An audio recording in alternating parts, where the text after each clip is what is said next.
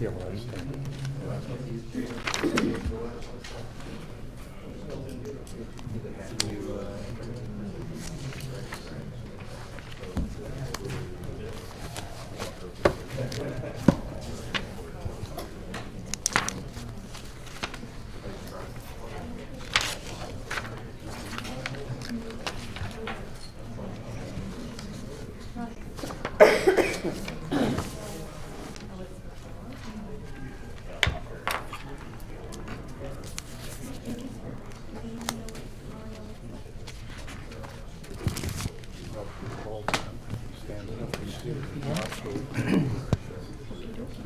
Hey. Good evening, everyone. Welcome to the January 15th meeting of the San Mateo County Harbor District Board of Commissioners. It is 6 o'clock, and roll call, please. Commissioner Brennan? Here. Commissioner Holsinger? Here. Commissioner Pirovano? Here. Commissioner Tucker? President Bernardo? Here. Thank you. Next item, we have public comment, and I have several here. I'm just going to read them in order. Brian Rogers, Eric Simonson, Paul Mahler, John Ullum, David Mallory, Leonard Warren, Mike McHenry. So, Mr. Rogers? All right. I'm Brian Rogers. I've been here to speak a couple of times. And I'm, again, going to talk on basically the same topic, Robert's Rules of Order. Went through my notes from the last meeting, and again, we're basically blowing off the same rules. The one that says stay on topic. If you fall off the topic, it's your job to say, wait a minute, get back on topic. If you're asking a question, ask the question. Don't give it a bunch of preamble. That's just not allowed. A couple of the other ones that I thought were kind of key from the last meeting was, to stay on track, and then that, you got to maintain some courteous tone and just courteous behavior when you're in these meetings. And you should never attack another individual in these meetings. The last meeting was pretty over the top. There were a couple of real direct attacks. And not only that, there was quite a few references made to why we even use Robert's Rules of Order. And because without them, we have chaos. And right now, we have a lot of chaos still going on in these meetings. And I don't understand why, because I keep coming up here and reminding everybody what the rules are. So my hope is that, during that long break, commissioners had a chance to review Robert's Rules of Order and start following them in the new year. Because the whole idea is to get business done at these meetings. And when there's chaos, business doesn't get done. So, we need to stay focused, stay on topic, and cut them off when they're not on topic. What was the other one I saw in here just a moment ago? No, mostly it's just stay on topic. All right, cool. That was all I had for today. Thanks. Thank you. Mr. Simonson? Good evening, lady and gentlemen. I sent all of you an email today. I'm not sure if you received it. I know that I got a response from Robert and Sabrina. William or Pietra, did you get a email from me? This is the context of the email. If you didn't, you may share it. Thank you. Anyhow, to cut to the chase, I'm a tenant. I've been a tenant at the Oyster Point Marina for going on 7 years. And much to my surprise, when I opened my most recent statement, it had gone from $120 for a berthing rate for a 20-foot boat to $240. And the biggest surprise of it was that there was a large amount of money taken out of my checking account without any consultation whatsoever, any calls, any emails, anything. Directly, they took out a $240 payment and added on a security deposit of another $145. So $380 so were taken out of my account.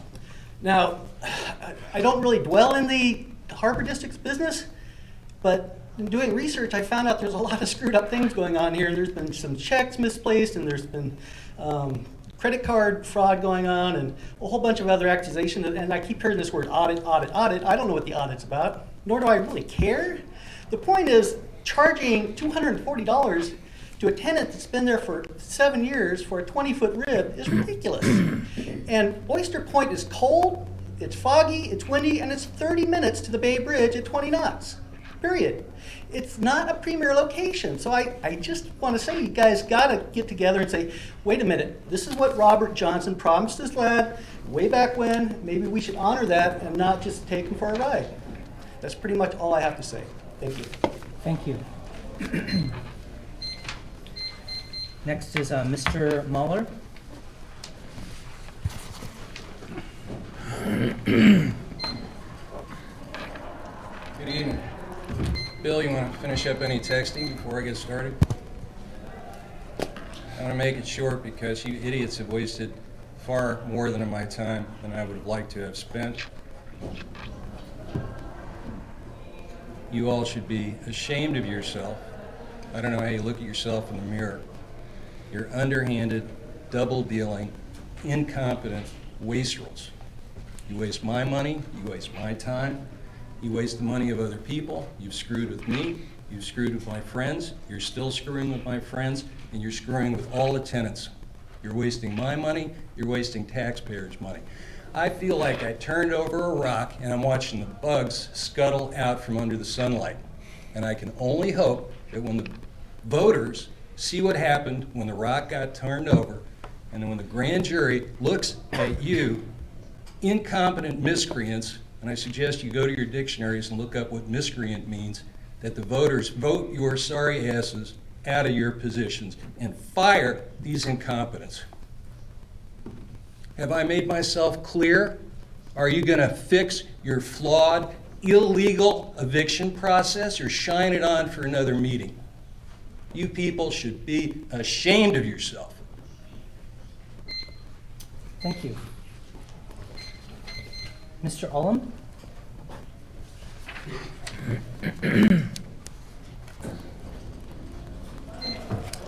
Hi, I'm John Olin with CitizenAccess.TV. Just want to let you know that due to some of you out there and many other people who signed up for our YouTube channel, we're now able to televise or broadcast these meetings live. So we're on live tonight. So people are seeing this as we go. Just a quick couple things about the credit cards. Someone brought that up. Credit cards has been really interesting. Asked for some backup information about one card for Mr. Grinnell, about a fraudulent charges that was alleged that someone had made. Got documentation for 7 of them. And then as the story evolved, apparently it's now being claimed that US Bank was hacked. And that's why these cards were, why there were 7 fraudulent charges on different cards. That seems hard to believe, but we'll check into that. The interesting thing about it, though, is when this was discussed, Mr. Tucker isn't here, it's too bad. When this was discussed in 2010, it was noted that there were 12 people in the district who had credit cards. And Mr. Tucker said that seemed like an awful lot of people to have credit cards in such a small district with such a small workforce. Well, as of today, there are something like 22 that we can confirm credit cards, and probably 5 more that go with the different commissioners that aren't on this list. So we're up to 27 credit cards now, at least, because all we can count are the ones that are being used. Last thing, a little bit about the rental payment collection system going on over at Oyster Point, maybe at Pillar Point. Again, a lot of people got messed up because of the billing system, the auto debit system. And I know that Mr. Muller was something like $12,000 behind. There was another tenant that I haven't received documentation, stuff like I should have, but they somehow didn't get theirs charged. And it's never been quantified. How much wasn't charged that should have been? How much is left still to collect? Because you're going to be talking about your collection procedures this afternoon, or this evening. And that should be a big factor in what's going on. We have this auto debit system that should be making it easy. It appears to have created a nightmare. None of you have asked any questions about it. I've brought it up multiple times. And I've asked staff to quantify it. The best I've gotten from them is they don't know how bad it was, how bad it is. So maybe you should ask some questions. Thanks. Thank you. Mr. Mallory?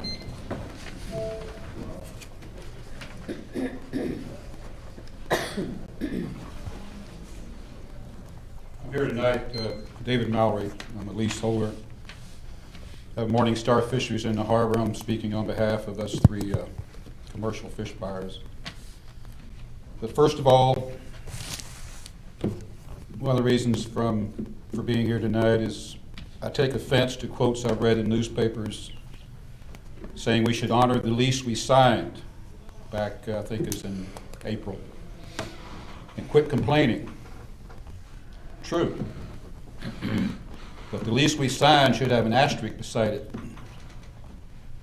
There are at least 3 people here tonight who know the real reasons why we signed. I believe in compromise. You get a little, I get a little. I suggested to Peter before the leases were signed of some kind of threshold, a cap, some sort of starting point at which the poundage fee kicks in, or going another way, a maximum amount it does not exceed. He liked the idea, said he'd take it into consideration. The old lease had a starting point. It was based on 1% of gross sales, which didn't kick in until it exceeded the equivalent of 3 months' rent. It was on a quarterly system. I like the poundage system better. Peter knows that. That's not the argument. Without an elevated starting point or threshold, I've paid more in enhanced fees on the new lease in 7 or 8 months than I've paid in 5 years under the old one. We as commercial fish buyers are already dealing with 2 strikes against us. We have the worst ice and the most expensive fuel up and down the coast. These enhanced fees don't help. The fish coming into Pillar Point Harbor are no more valuable than the fish coming into Monterey, Moss Landing, Santa Cruz, San Francisco, Bodega Bay, or any other place on the coast. But they certainly do cost more. Our fish compete with everybody else's fish. Costs cannot be automatically passed along. Extra cost, decreased profit. Decreased profit decreases incentive. If and when one of us wants to sell our business, a lease too far out of line with other ports lessens the appeal. Thank you. Thank you. Mr. Warren? Good evening, Commissioners.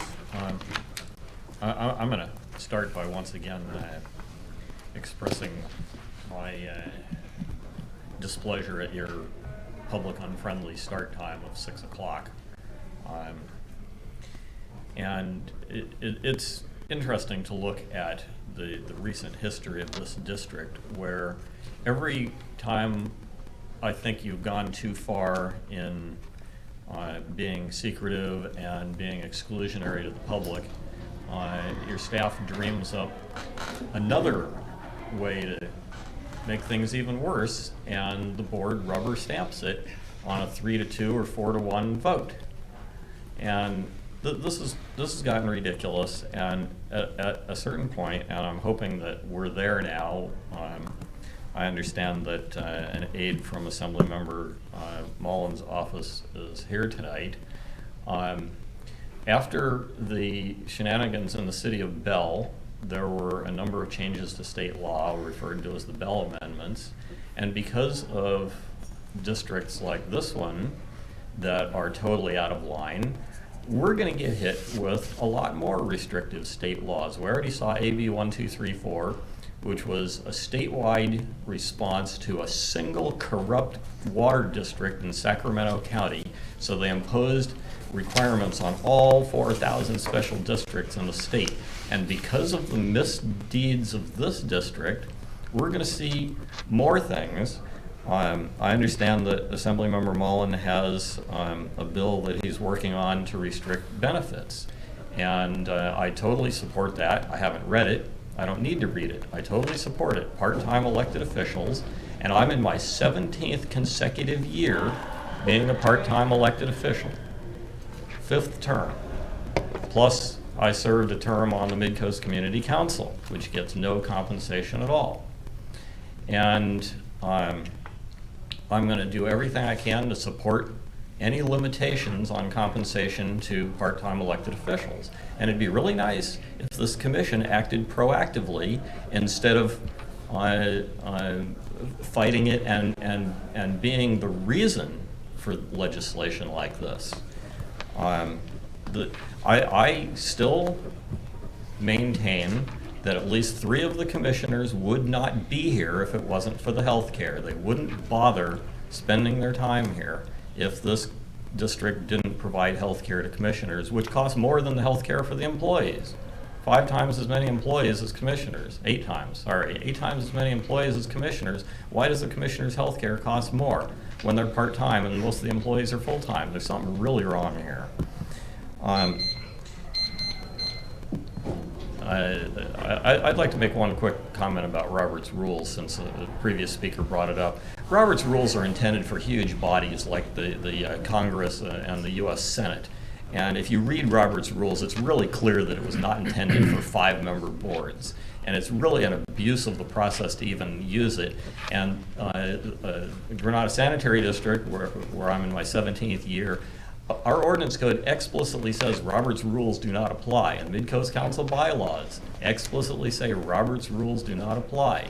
So standing on Robert's Rules is just really silly. It does not serve the public interest for a board like this. And by the way, point of order, if you read Robert's Rules, which I actually did look at, point of order has to be a Jeopardy style, a motion in the form of a question, not a statement. Thank you, Mr. Warren. Mr. McHenry?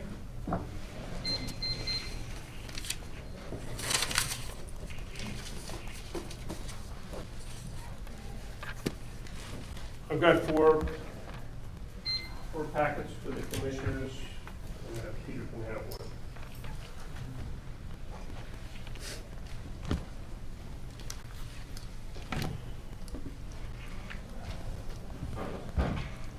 Well, here I am again, nearly a year after lease signing in March. I'm appalled the commission still hasn't checked into comparable rates at neighboring ports. This is the 4th time I presented you with the facts and figures, which you refuse to look at. You say you can't obtain the data after nearly a year. In 2 hours on the phone, I got the rates from Monterey, Santa Cruz, San Francisco, and Bodega Bay. Peter Grinnell's letter to me on March 15th, stating he would consult the commission, never materialized.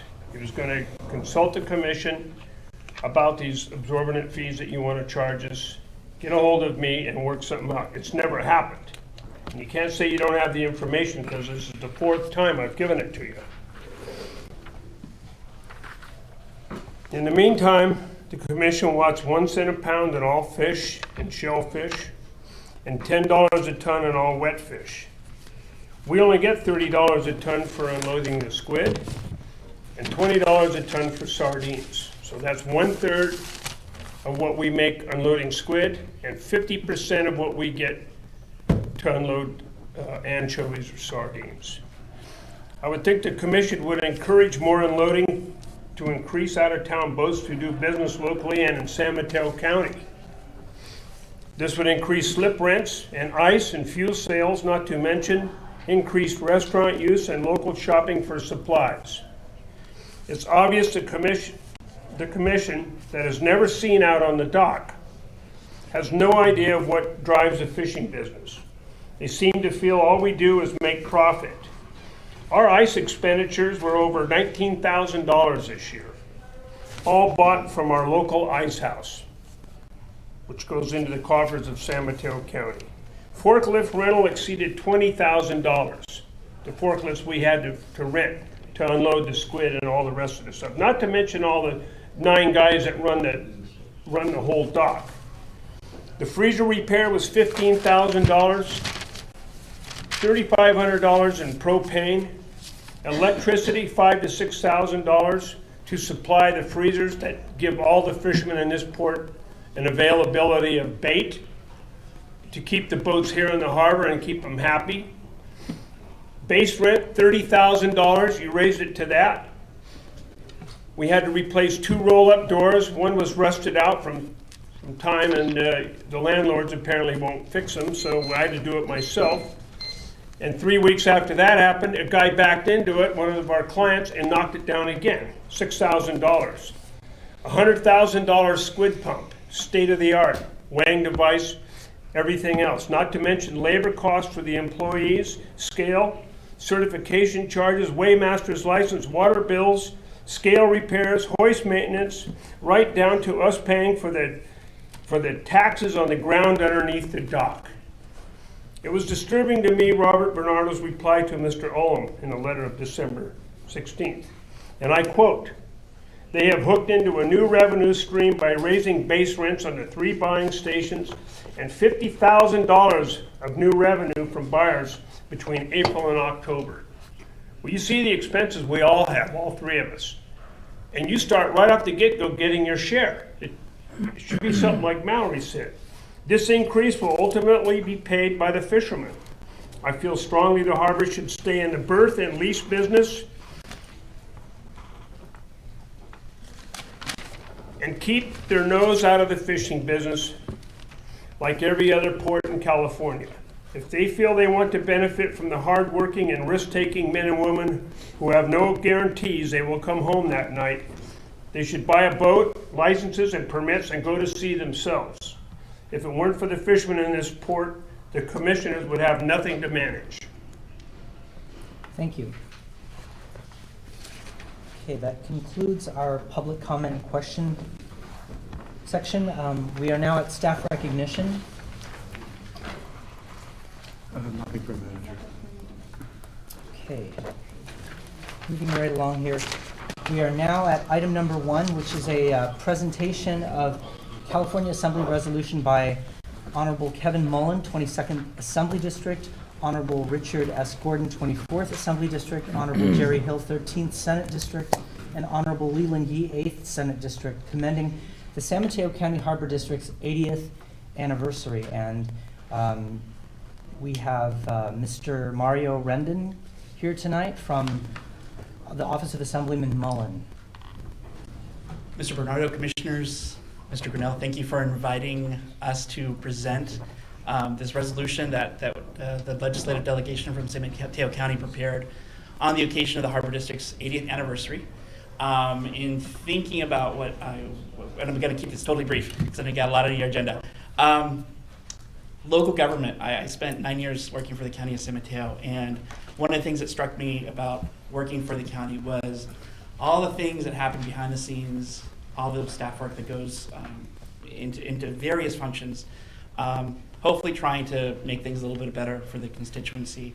And special districts, city councils, as Mr. Warren was talking about, the Midcoast Community Council and the sanitary districts, all these services that local government provides that the broader constituency just doesn't get a chance and an opportunity to really understand, but nonetheless plays a vital function. And in thinking about the Harbor District, all the touch points that the Harbor District has, fishing, recreational boating, tourism, housing to a certain degree at times, now with the ferry service at the Pillar Point Harbor, I'm sorry, not Pillar Point, at Oyster Point Marina, there's all these little touch points. The broader constituency just doesn't see how all that plays out. But it does play a vital role in the San Mateo County economy and just providing opportunities for both our residents and others to access services. And so therefore, as I said, I was going to keep my comments short. The resolution is right there. We usually read one line rather than the whole thing. And unfortunately, I don't have a copy with me. So this is on behalf of Senator Leland Yee, Senator Jared Hill, Assemblymember Richard Gordon, and of course Assemblymember Kevin Mullin. And so I'll read the final line. Resolved by Assemblymember Kevin Mullin, Richard Gordon, Senators Jerry Hill and Yee, that the San Mateo County Harbor District be commended on the celebration of its 80th anniversary and on the vital role it has played in improving the quality and quantity of opportunities available on California's Central Coast, and extends best wishes for continued success in the future. So thank you very much for the opportunity to present. Thank you, Mr. Rendon. And before I go down and accept it, I just want to say on behalf of the San Mateo County Harbor District, I'd like to thank all of our legislative partners, and please give our thanks to Assemblyman Mullin for this commendation. I'm going to accept the presentation that you have there on behalf of the district, and really I'm accepting it not only for the staff that's here tonight and my fellow commissioners, but really for the staff that's been here for the past 80 years, or the past X number of years that there has been an actual district. And for all the people who've worked through the years and all of the partners that the district has had over the years. That includes our regulatory partners, our business partners, and everyone in between. So that's really who I'm accepting this on behalf of. I just have the good fortune of being the president this year, so I'm going to go down there and accept it for everyone actually who's put all their heart and soul into the district. So I just wanted to say that, and I'm going to accept it now on behalf of the district. Thank you.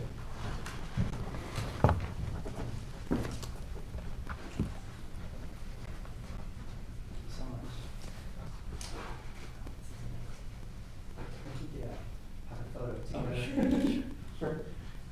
One more. Thank you. Thank you. Thank you so much.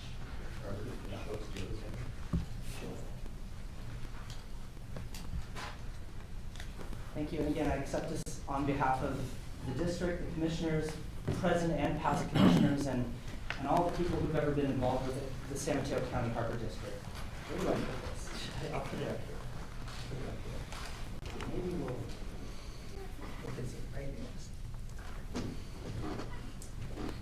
Thank you again.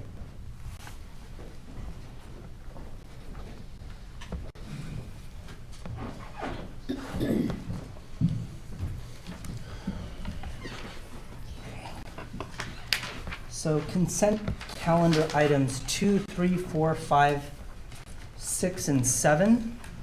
We've got minutes of meeting November 20th, 2013, minutes of meeting December 4th, 2013, certified employment list for accounting technician administrative assistants. We have a leave of absence request for Catherine Mickelson, maternity leave. We have records destruction. We have resolution 214 authorizing the general manager to execute a grant agreement with the Division of Boating and Waterways not to exceed $53,000 from the Abandoned Watercraft Abatement Fund for Oyster Point Marina Park. Commissioners, what would you like to do? Move approval of the consent calendar. I submitted a speaker slip on Oh. item 6, so you have to pull that. Okay. consent. My apologies, Yes, there is a speaker slip on number 6. So, Mr. Warren. Sorry about that. Good evening. Normally you would just pull it and do the rest of the consent agenda and then come back to this, but I'm concerned about this. Why is this popping up now in the midst of a lot of controversy and a lot of Public Records Act requests from some members of the public? Now, in terms of the duplicates, yeah, okay, fine. But my district has one file cabinet drawer that has all the minutes and I think resolutions of the district. My district is 50 something. I've forgotten now. Close to 50 years old, I think. So I think that with modern technology, the stuff that state law doesn't require you to keep the originals of, and there is a short list of those minutes. In particular, I believe you're required to keep the signed originals. But other than that, you really ought to digitize and keep everything, because you never know in the future what is going to be necessary. And what's being talked about out in the community right now is why is this being rushed along suddenly? What is your general manager trying to hide? So I suggest that you take a really hard look at the list of records proposed for destruction and not approve anything except duplicate copies of things. Anything that's not a duplicate, you should not authorize destruction of. Thank you. Thank you. And I have another card come in for item number 6, Mr. Mullin.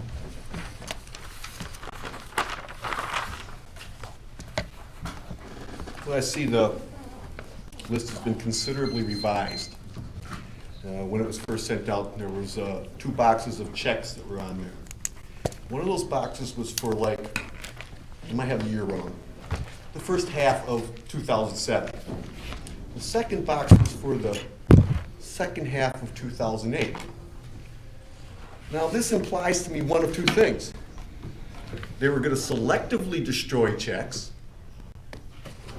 or they have already destroyed checks they shouldn't have, because those checks should never be destroyed. See, my theory is that if they were going to if they had asked to destroy checks in 2006, he'd want to destroy all the checks from 2006. That was an error. That was an error. Excuse me. I'm sorry. When there's public comment, there should not be any discussion. I'm sorry. Mr. Mullin, please continue. Well, see, it's really difficult to know what's going on, because Mr. Grinnell starts off by just an agenda that says authorizing the destruction of district records. Now, I know he's not a politician. That's obvious. You guys are. You would not have said it that way.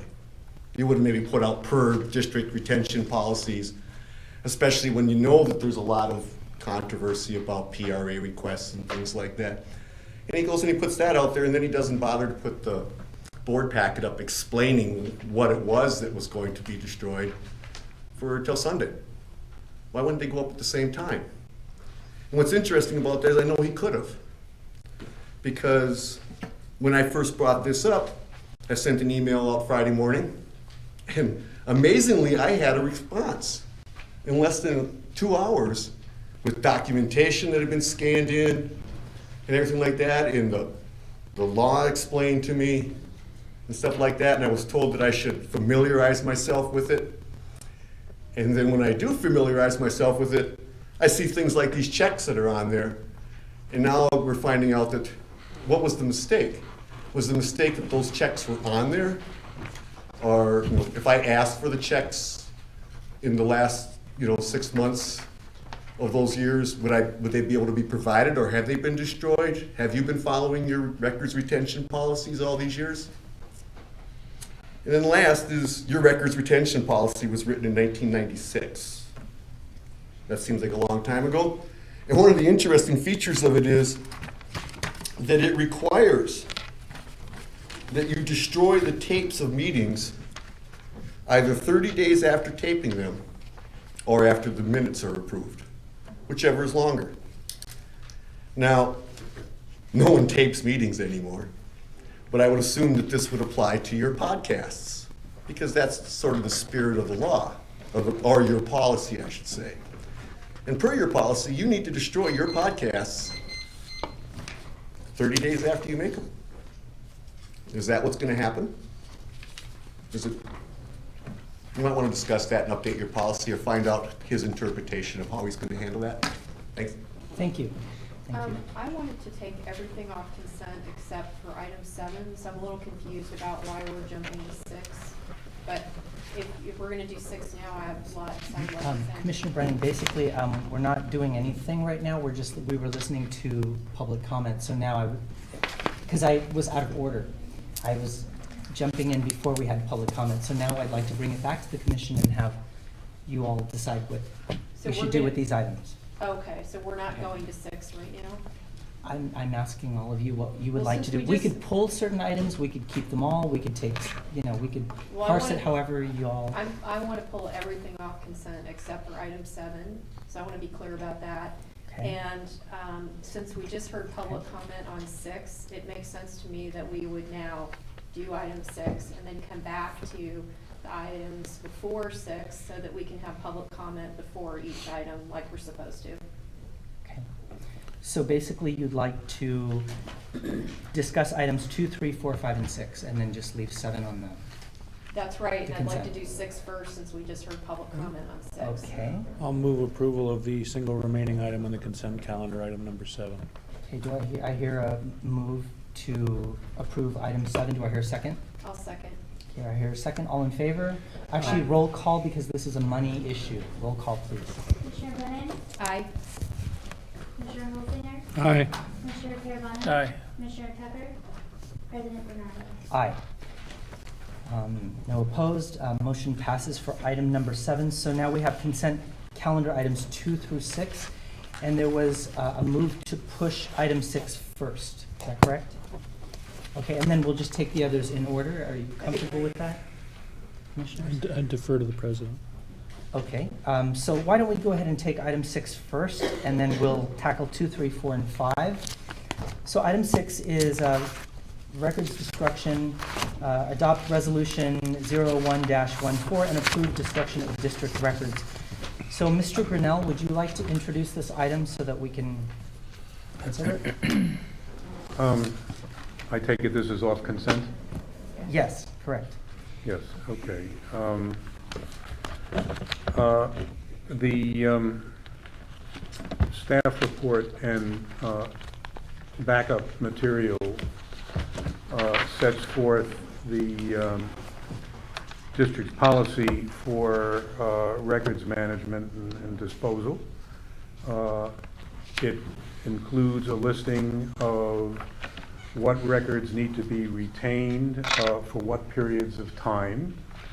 And what's brought before you is now consistent with those requirements for retention. As you know now, there were a couple of items that are actually duplicates of items that are supposed to be retained permanently. The originals are retained permanently in our archives, and so there's no reason to retain the copies.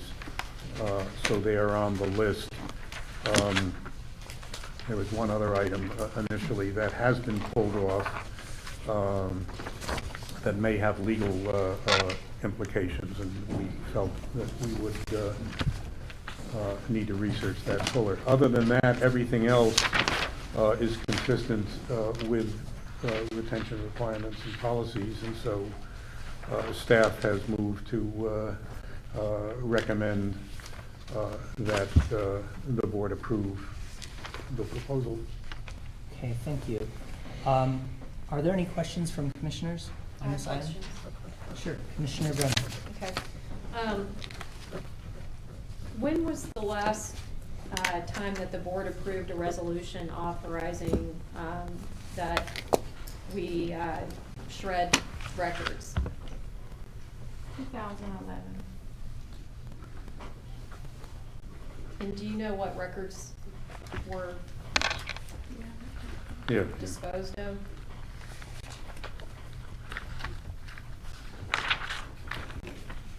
We disposed of accounts payables from 1989 to 2005. We disposed of accounts receivable from 1991 to 2006. We disposed of bank reconciliations for 95, 96, 96, 97, 2000, 2001, and 2005, and 2006. We disposed of canceled checks from 1997 to 2001. We disposed of general correspondence from 1970 to 72, 84 to 88, and 94.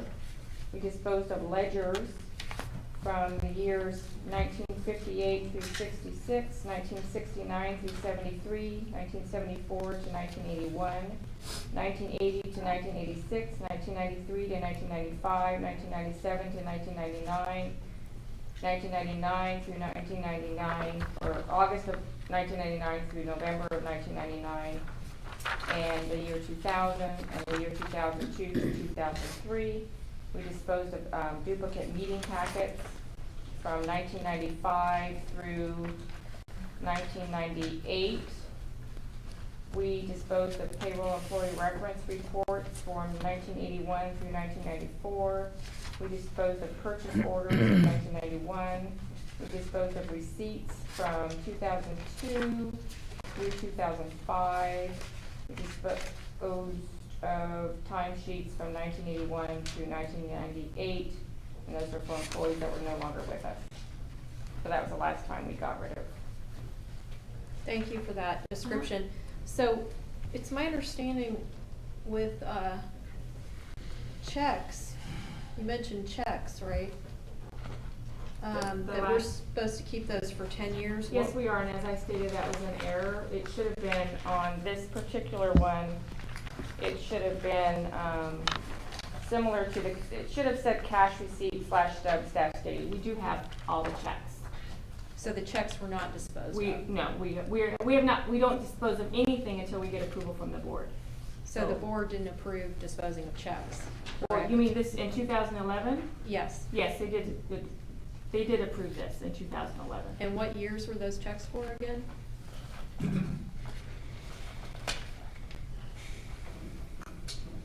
1997 to 2001.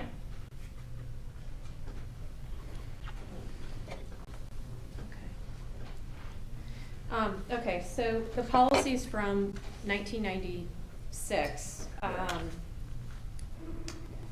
that concerns me, the fact that it's so dated. I'm also concerned about the fact that right now there are a number of outstanding PRA requests, which specifically are related to our financial documents. And this just seems like a very odd time for document destruction to be on our agenda, especially given the fact that we are currently under an investigation by the civil grand jury. So I'm not particularly comfortable with moving forward with destructing documents at this time. I prefer to wait until after the investigation is completed and until after we've been able to meet our PRA request obligations. So those are things that are weighing heavy on me with this. And I think it would be somewhat unseemly to go forward with this at this time, given the current situation, especially with the civil grand jury, and I don't know what kind of documents they might be looking for. I have no idea. So those are just a few of the concerns that I'm thinking about off the top of my head. I know we got a number of letters from the public all week, I think starting last week, about this very item. And there seems to be a lot of concern with the public that this is not appropriate at this time. I think, were you going to read the letter from Mary? I think you said you were reading that letter. I would like to read. I have a couple other things, but I will read it if you. Well, to answer your question, I would like to read it during my commissioner's statements. Point of order, Mr. President. Okay. Right now is supposed to be the time, as I understood it, for questions of staff. questions. Questions of staff. She's just spent the last 3 minutes or so making a speech about her political You're position. interrupting my time. I am making a point of order. Thank you. So I'm perfectly happy to have Commissioner Brennan make her comments now, as long as we understand that those are her comments, and then we come around to Commissioner comments. She doesn't then start making more comments, or the repeated comments. Point well taken, thank you. And Commissioner Brennan, please continue with your questions and we'll wrap Okay. up. So when I compare, okay, first of all, just to be clear, the board packet was extremely late. So we got the board packet late. Then when I looked at the board packet, we had included the staff report that had a rundown on all the lists of things that our staff is recommending that we dispose of. And clearly, there are items on that list that include checks from 2007, 2008. We've got resolutions, we've got agendas and minutes, we've got litigation documents, we've got lease documents. Commissioner Brennan? Excuse me, but you're interrupting me right No, now. I'm sorry, I just wanted to Could you clarify and make please sure that you have the let me correct copy. finish? I just Excuse me. wanted Could to you make sure she has please- the right copy. I'm Could sorry. you please let, Please, please let the commissioner finish I talking just and and then let's let her I just finish. want to make sure she's got the Gavel. right copy. Could you, Okay, I really hate to do this, but please let's let the commissioner finish. I mean, you know, you get frustrated because this takes so long, but if I'm constantly interrupted, I can't get You through will it. not be interrupted. Please continue. Thank you. So these items were on the list, and according to our own policies, they're not allowed, or they have restrictions, or they're not at all allowed to be shred. That stood out, and it's not hard to cross-reference it. When you look at the policy, it's pretty easy to see that some of these things just are simply not allowable. We cannot shred checks or resolutions. I mean, this is kind of a common sense thing. So that item, that concern was brought up by the public in all these letters that we got this week. And then today at, I don't even know, 3 o'clock or something, we got this new list of documents for destruction, which I haven't even had a chance to fully go through yet. But I see that it still includes resolutions and meeting minutes. It's now calling them duplicates, whereas the previous memo did not call them duplicates. So I'm a little concerned about why were they not duplicates last week, but this week they are duplicates. There have been some things added, such as receipts that were not on the list before. So there are just some inconsistencies here that concern me. And for those reasons, I am not going to be voting in support of moving forward with document destruction at this time, and I'm very concerned about it. Thank you. Okay, thank you. I'm sorry, was that a question? Did you have any questions for staff? Yeah. What happened with these two reports? Here we get, first of all, question is, why was our board packet so late? It was sent the same time it's always sent, Friday afternoon. We usually get it on Friday. No, I believe it's always sent on Friday. I usually receive my packet on Friday. And it's also posted online on Friday, which it was not. No, I send out the packets by 4:30 on Friday. Well, we need to get our board packets so that we have them for the weekend, and I did not get my board packet until Tuesday. So that gave me like no time to review the board packet. That's So out of my hands. I sent them out 4:30 on Friday. At the same time. when did you get your board packet? I received, okay, this is not supposed to be a discussion. Now, let's finish the questions, and then Well, we'll it's- have other commissioner questions Okay, as well. so I'm sorry. this is the second time in a row that I haven't gotten my board packet in any sort of reasonable amount of time, and I don't understand why the board packet was not online until Sunday. Normally, the board packet's online by like Thursday or Friday, and so it just makes it really difficult to Again. review everything, and this isn't about you personally. I don't want to have a dialogue here. I will tell you that I send the board packet to the web designer the same time as I send the packets, all on Friday. We have a web designer upload our board packet? Yeah. Currently. Why we is do, staff yes. not doing that? They will be as soon as we get the changes done. Okay. Is that the way it's always been, the web designer? Yes, been like that since I've been here for 6 years. Okay.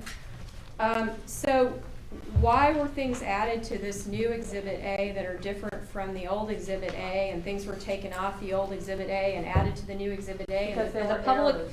the public hasn't been able to see the new Exhibit A because, It's in the back, the new Exhibit A is in the back. Mr. President, I rise to a point of order. Yes. We've now been dealing with this particular issue for almost 11 minutes, over half of which I has asked been a question. over half of which has been the speech of Commissioner Brennan.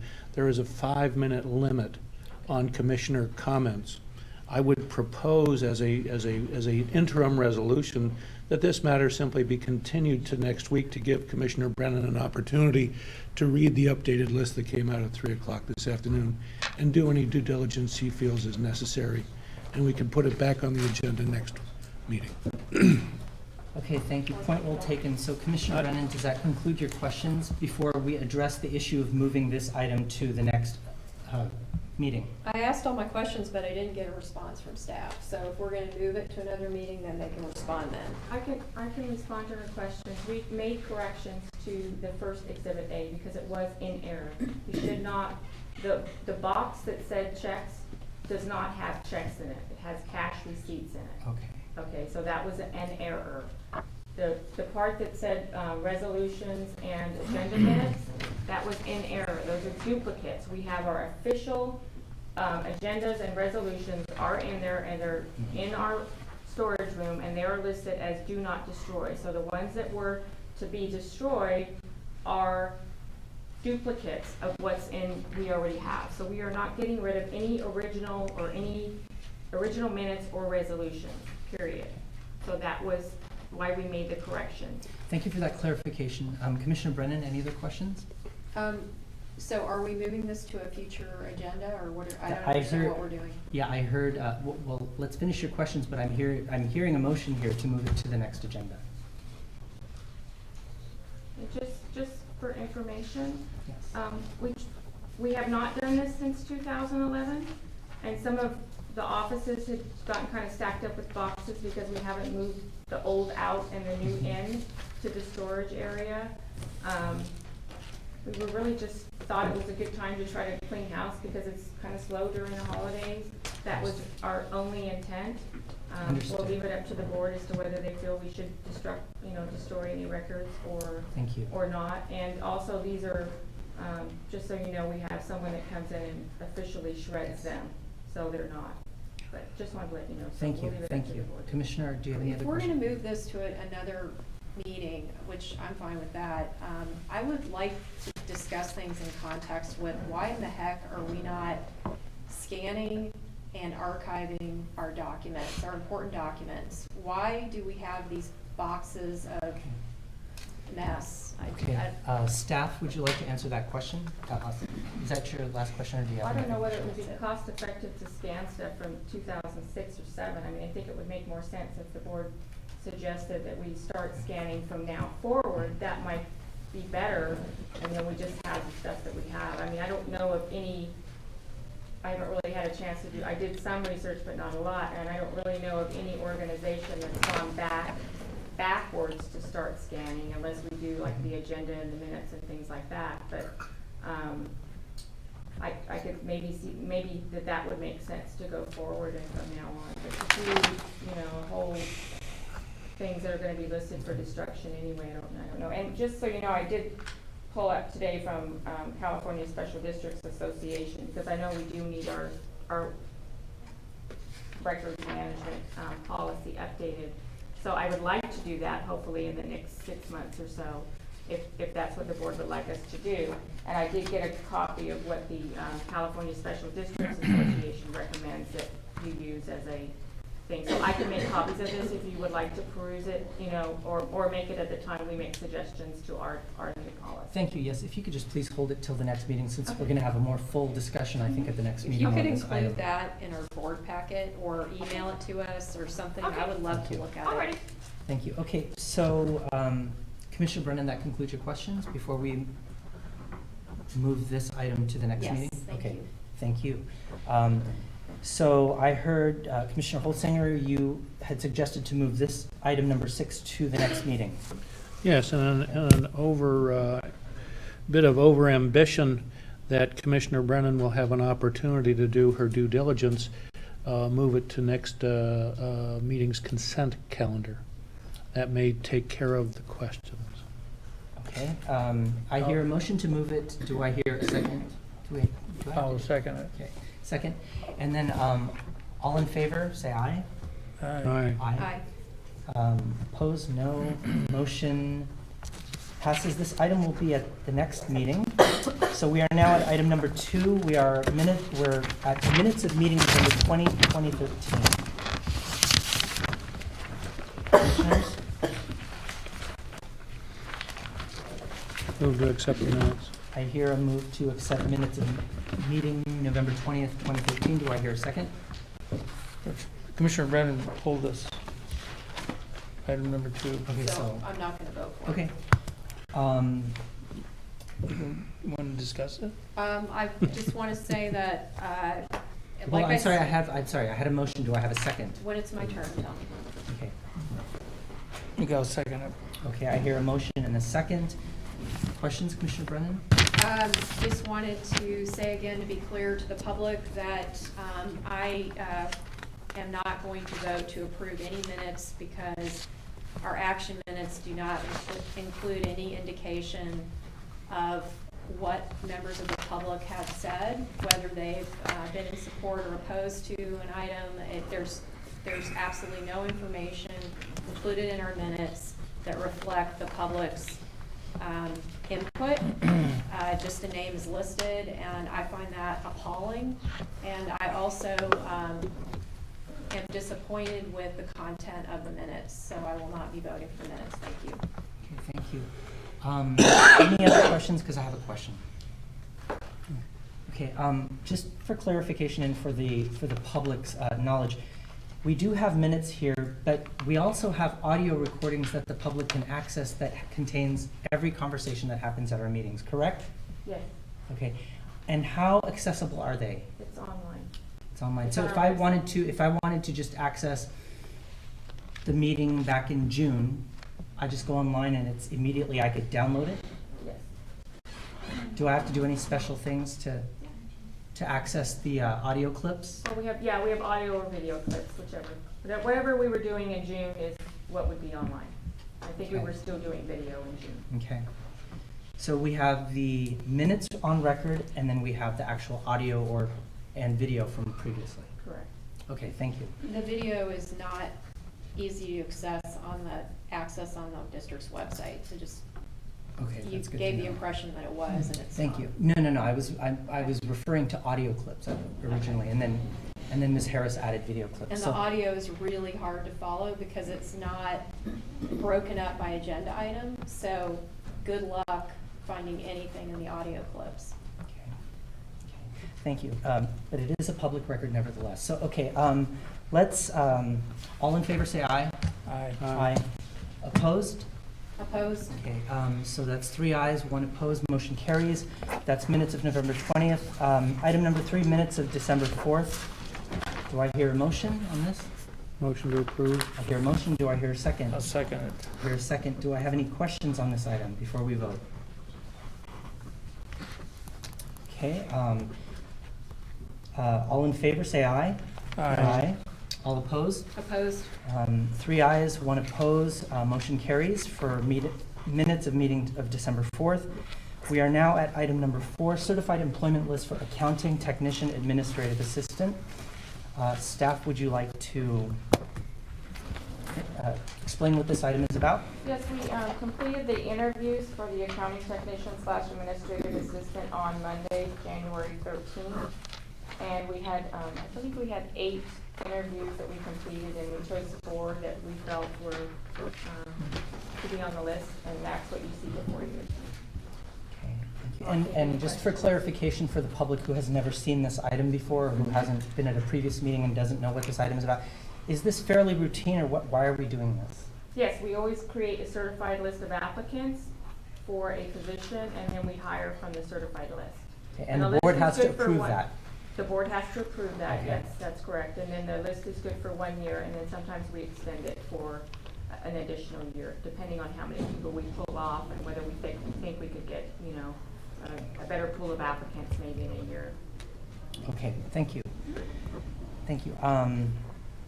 Questions on this? Any questions from commissioners? Just, could you give us an overview on the types of qualifications for that specific position and the types of job responsibilities? The job responsibilities is doing the customer service at the harbor and the marina. So you would take payments, you would take berthing agreements, have discussions with members of the public on, taking the receipt, what the berthing rental agreement requires, assisting the harbor master in their duties. So it's a customer service position at the front desk for both the harbor and the marina.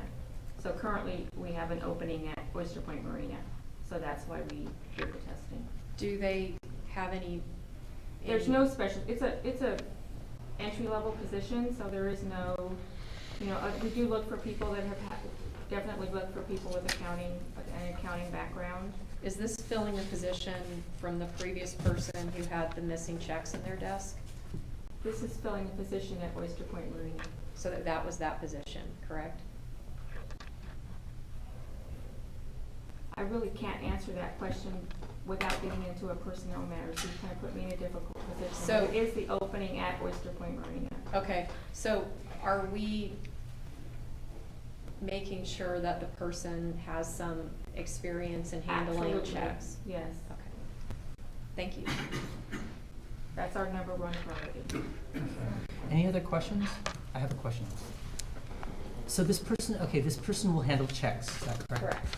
Okay, and this is really a strange question, I just thought of this right now, but do we, I'm sorry, educate me here, do we have any type of? We have a background Thank you. investigation. You knew exactly what I was gonna say. Okay. Yes, we did. Thank you, thank you. You know exactly what I was gonna say.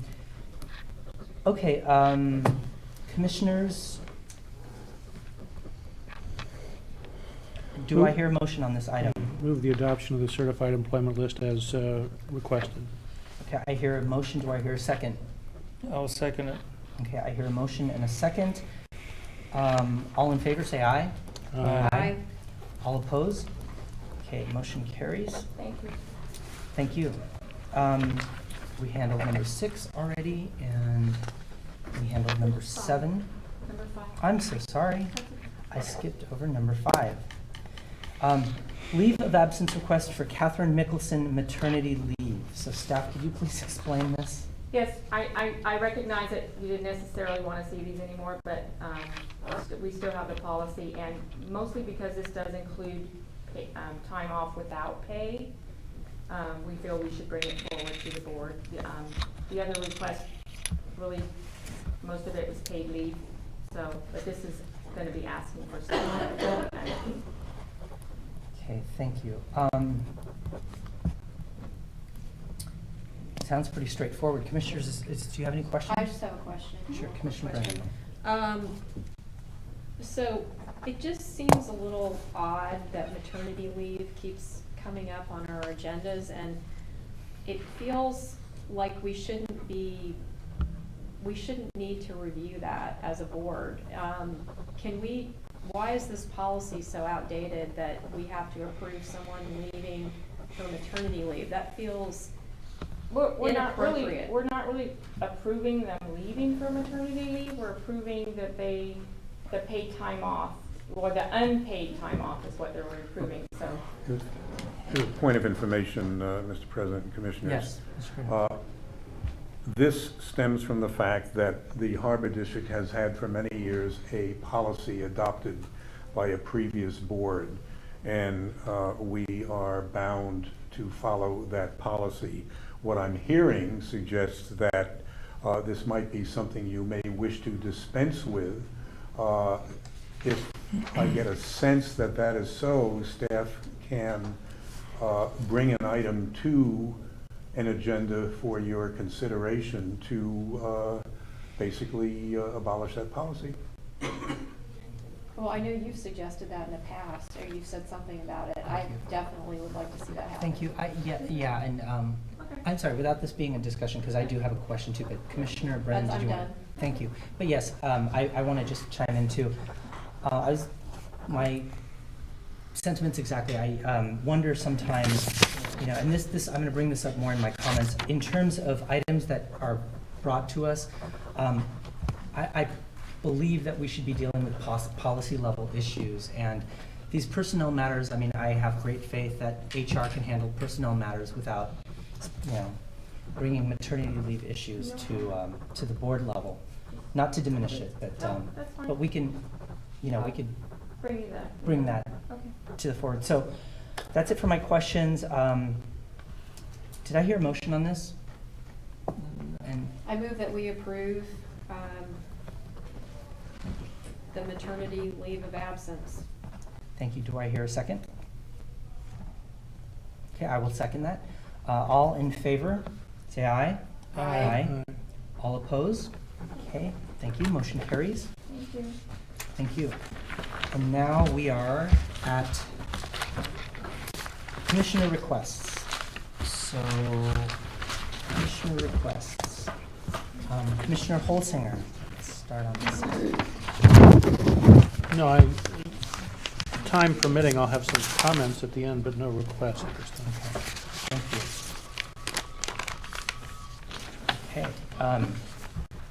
Commissioner Paravano, do you have any commissioner No, I don't requests for know. agenda items? Okay, thank you. Commissioner Brennan, do you have any items that you'd like to agendize or discuss for I do. future We do. agendas? Yeah, so I appreciated that we had all three fish buyers here this evening, Larry, Dave, and Mike, and wow, they sounded like a voice of unity this evening. That was interesting. And it reminded me that although we have had two closed session discussions about the fish buying leases and fish buying fees, we haven't made any progress with that. And I would like to put that back on the agenda for a future closed session. So I would like to get that on the agenda. Okay. Do you want me to keep going, or should we deal with that I first? think we should tackle them one at a time. Okay. And then, Mr. Grinnell, If do I you have may, something to add? could we have a specific statement of what that item is? So I heard closed session. I move that we have a closed session meeting about the fish buying leases and fish buying fees at a future meeting. Thank you. Okay. Thank you. Do I hear a second on that, to put that up for an agenda item? Okay, I will second that. All in favor, say aye. Aye. Opposed? No, Abstain. Okay, so. I abstain. Okay, I'm sorry, and abstain, one abstention, so 2 ayes, 1 no, 1 abstention. Motion carries, that will be an agenda item. Commissioner Brennan, please continue. The next request for agenda item is I would like to review our situation with the credit cards. Obviously, there have been some problems recently that we should be able to avoid going forward, and I think we need to have a review of how many credit cards the district has currently, and what are, updating our policies around credit cards. And I don't know if that should be in the form of a report from staff, or if I should I just make a motion? Would you like it to be informational, or do you have some specific action on it that? Well, I think we need information before we can figure out what the best course of action is. So an informational, that's perfectly fine to just have an informational. Okay, do I need to make a motion, or can we just do that? No, Okay. it's just a commissioner's request for an informational. Just for the record, Yes. staff will prepare an informational report. to Thank the you, board on thank this. you. Okay. Commissioner Brennan, please continue. Okay, and I was reminded this evening, and I appreciate that Assembly Member Kevin Mullin's staff is here tonight, thank you, that there is a bill that has been put forth, which would potentially limit lifetime health care benefits for part-time elected officials in California. And as you guys probably know, we've been in the news a lot lately, our district, related to our health benefits. And I would like an agenda item where we take a look at our health benefits, we consider the situation where we have one, at least one, maybe two commissioners that have relatives that are receiving lifetime benefits at 100%. Is it one or two? It's only one, and just food for thought. It's very, and we can put that in the report, never mind. Okay, so there has apparently CalPERS has now weighed in, and they've said that the percentage that the district pays towards these benefits can be reduced. You cannot retroactively remove the benefits, but instead of paying 100% of health benefits, we could be paying a smaller percentage, and the board could determine what that percentage is.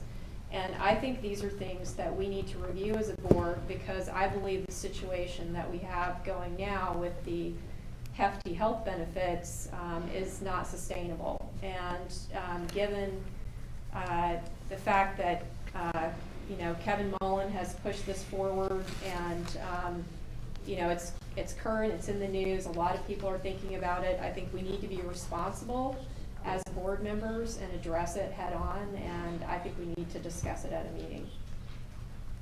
Okay, so that is going to be in the form of an informational report, or is that actual, or would you like that actually to be? Well, I could put a report together about it, but I'm not sure that's the appropriate thing to do, so. I think we should leave that to staff. I mean, you Okay. could work with staff, but I think staff should Then present an agenda report Then for it- us Want to to send me your consider. thoughts, feel free, because I know there's some information I'll need to get from the attorney, our personnel attorney, because we've been told certain things about prior benefits Right. and former, for prior retirees, and we don't have our benefits through CalPERS, so what CalPERS does with their healthcare benefits doesn't really affect us. So just if you want to just send me some notes on your thoughts, then I can double check those with our attorney that I work with on the benefit side and the personnel side. that would be great. I'd be Okay. happy to do that. Awesome. Okay. Thank you. I'm getting there. Bills and claims. I was gonna put in a request about that, but I see that I got a big stack of bills and claims tonight, which I appreciate, so I'm gonna skip that one. AR reports. There has been a problem with the public's ability to review AR reports, and we are not responding to Public Records Act requests promptly, and I can say that from personal experience because I've put in numerous PRA requests and have had many delays. And I know the public has been fuming over that. So these delays with these AR reports and what's being provided, the redaction that's happening, which is excessive, and it's actually preventing the public from using the information in a way that's useful or meaningful. We're redacting things that we don't need to redact. Then when it comes time to release credit card statements, we are releasing things that don't have any redaction that should have redaction. So it's like our redactions are all over the map, and we're not redacting the things we should be. We're releasing credit card numbers, but we are redacting things that should not be redacted. So I think we really need to get a handle on this, and we should have an agenda item and a discussion about how to tighten up our PRA responses. And that could be an informational report. I'm happy to make a motion, whatever you think is appropriate. Thank you. Mr. Grinnell, can you do an informational report on our AR reports process and all of that requires? Well, I've heard two things. I've heard talk about AR reports and Public Records Act requests. I'm Well, I'm not sure using- what we're Oh, supposed I'm to be sorry. dealing with. Sorry. Commissioner Brennan, which are I'm you using referring to? AR reports as an example of a Of PRA. PRA, so of a basically PRA PRA. problem. But I think that really we should talk about PRA in general, and then we could use some examples in the discussion. But I think we need to have a discussion about the Public Records Act and our need to follow it, and the fact that that hasn't been happening as well. And our as it should. processes and how we handle them. And I understand staff is burdened and all of that, so we need to come up with some solutions and figure out what to do with that. Okay, Mr. Grinnell, is that all right? That we're going to have an informational report at an upcoming meeting? Yes. Thank you. I know we're having a lot of reports. Commissioner Brennan. Oh, last and thing- one point, if I may. We now have 3 new agenda items. And if you look at tonight's agenda, this is an example of what you're going to be dealing with.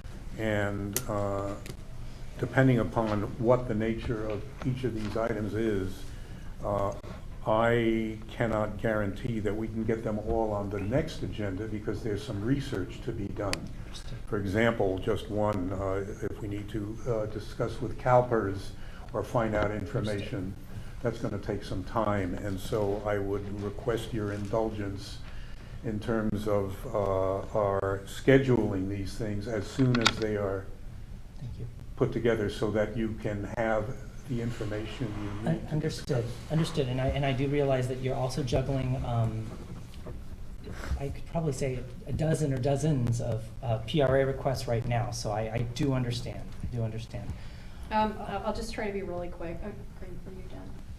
Sorry. No, I was just, let's finish up, because I Okay. have some requests too. Okay. Please go ahead. So we left off last year with the understanding that the board agreed that we were going to have a special meeting to select a board dynamics professional or mediator to help our board.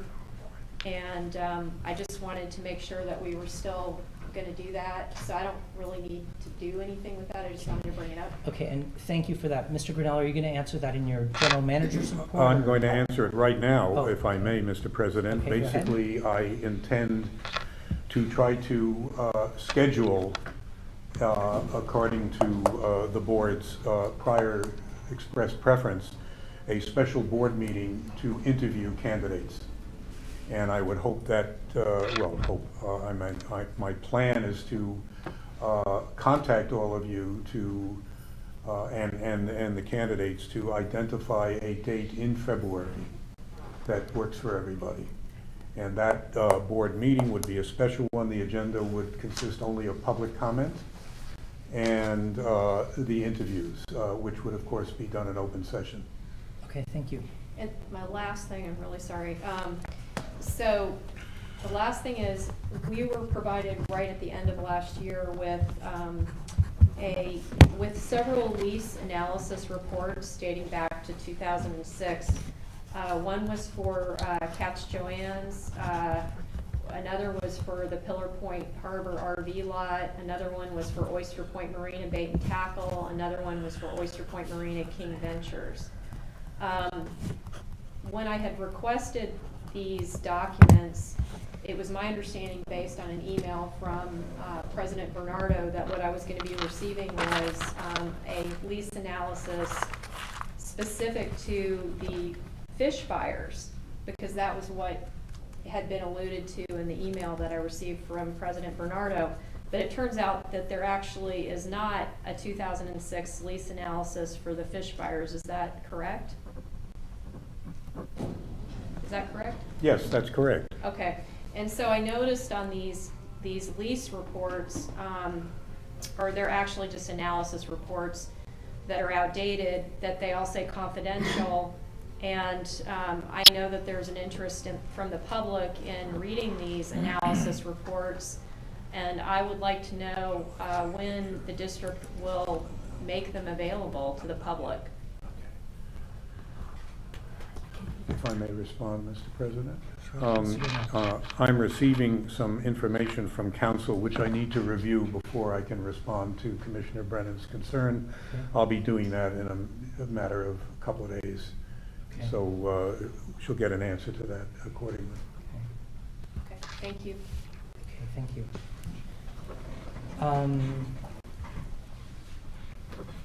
You have no request? No. Okay, just three, actually, they're very much similar to Commissioner Brennan's. She took, she and I have like the same ideas. I think this one is more broad though, more broader.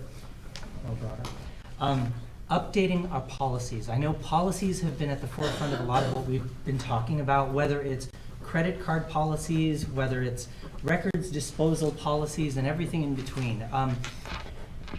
Policies from 1996 do need to be updated, and I think this is a good of a time as any. I know that our agendas are really packed, but I think we can add yet another item of just going through every policy. I remember when I was on the personnel board in South San Francisco, we would update personnel policies regularly, and I think we should do that here for the district. And I don't know, I'm going to leave it up to staff to best determine how to tackle it, because I know that's a lot of policies. And I don't want us, it may take many, many years, but Mr. Grinnell, yeah, I see your Yeah, some information Yes. on this to give you some background. Yes. The Harbor District in past years has done this, and it's done it in a couple of ways. Number one, certain things we need to keep abreast of with respect to federal and state laws which change, and we have to make sure that our policies are in compliance. And so in the past, we have worked with our general counsel on occasion and our employee relations counsel to update those kinds of policies. Second, some years ago, we attempted to do a complete comprehensive review and update of all of our policies.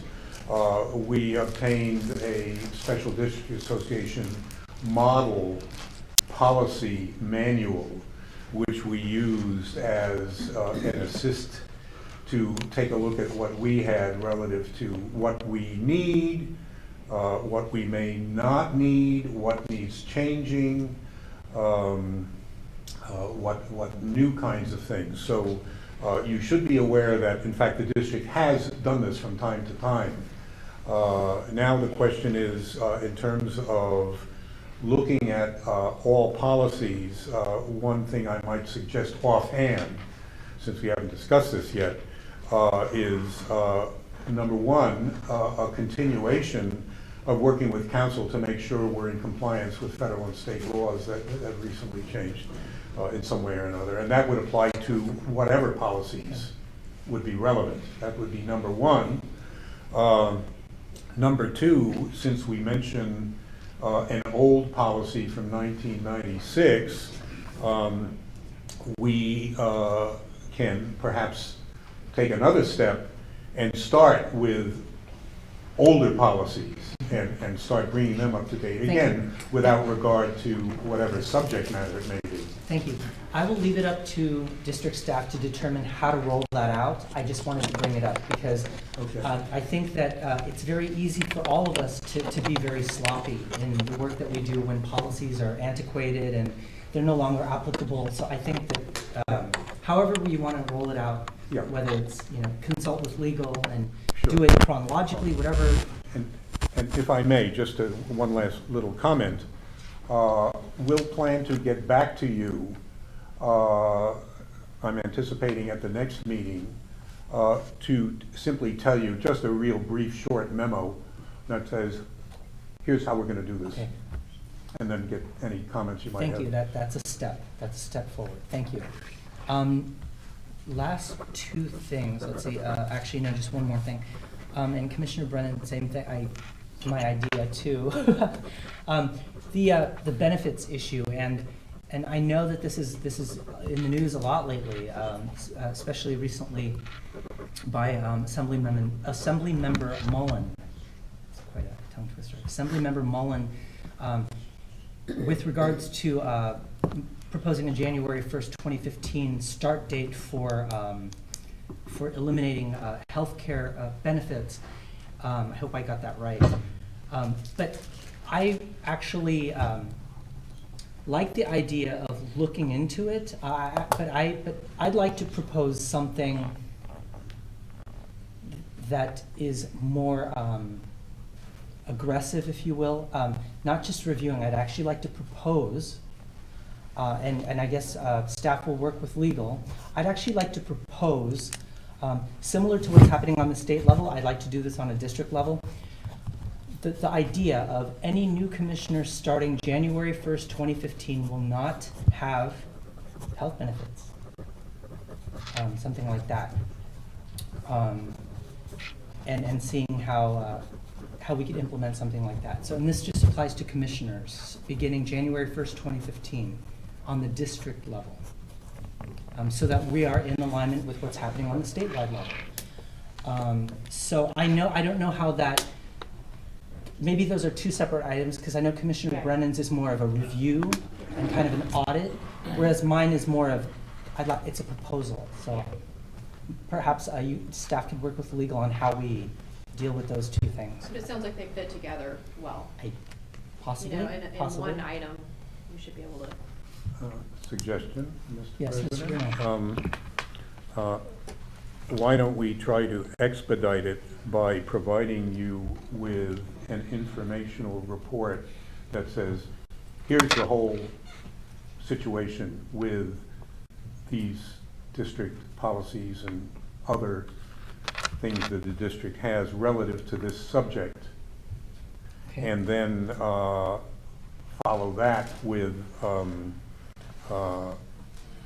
getting into your proposal Okay. and say, here's what the district would need to do if it chose to take that up. Thank you. And I realize, I mean, obviously, you know, it's complex on the state level, you know, this particular proposal, so it'll probably be complex too on the county level or on our district level. So, but I would like to put that out there and have staff and legal look at it, look at the feasibility, look at, you know, potential exposure, things like that, and just see if we can move it forward, because if we can, I think that would be good.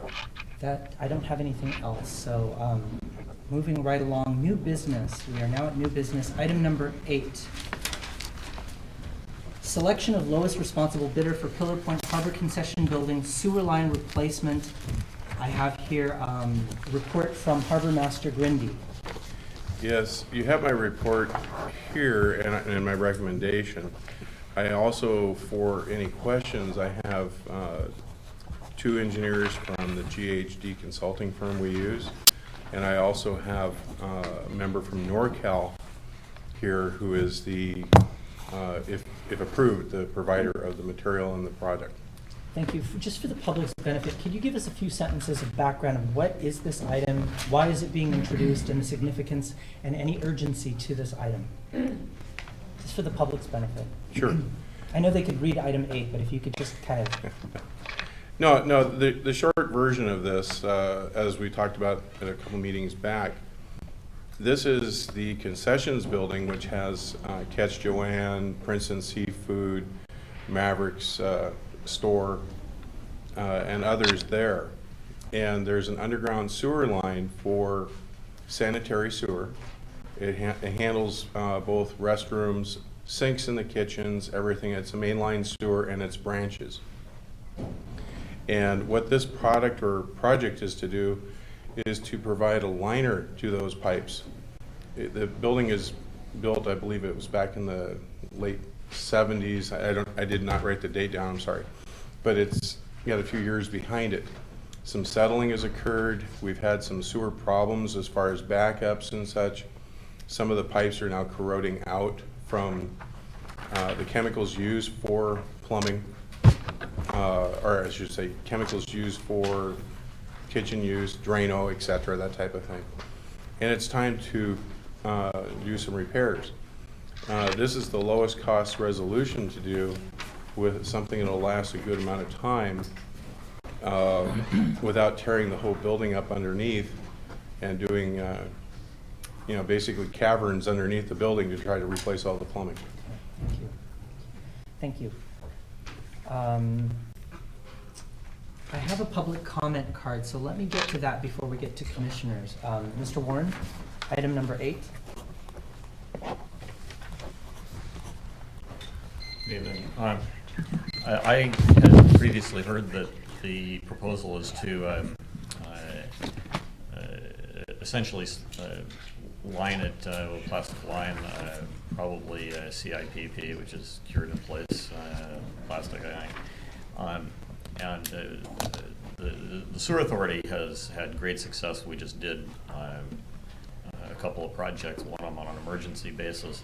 But the reason I'm speaking to this item is I had heard some months back that part of the problem with the line under the building is a sag, and the plastic liner, while it's really good for rehabilitating an old line that's corroded and leaking and whatever, the plastic liner isn't going to solve the sag problem. So I'm just a little concerned about whether it's true that there's a sag, and have you had an engineer evaluate that? Thank you. Thank you, Mr. Warren. The question was evaluated. and our engineers can speak to that. Okay, great. Well, why don't we have our engineers, please step to the podium and address some of these issues and kind of walk us through this plan. Hi, my name is Alan Briggs. I'm with GHD. Craig Lewis with GHD. So we did do some CCTV work, which essentially was taking a camera and looking at the pipeline to kind of evaluate the condition of the pipeline. And it is true that a sag was observed in 2 areas. The greatest area of sag was closer to the beginning of the main sewer line, behind the restaurant, I believe. There was approximately, I would say, about 1.5 inches of ponding. This is an 8-inch line. So imagine that there has been some settling of this line, approximately 1.5 inches in that particular area. And the laterals themselves coming at the center line of the pipe or above.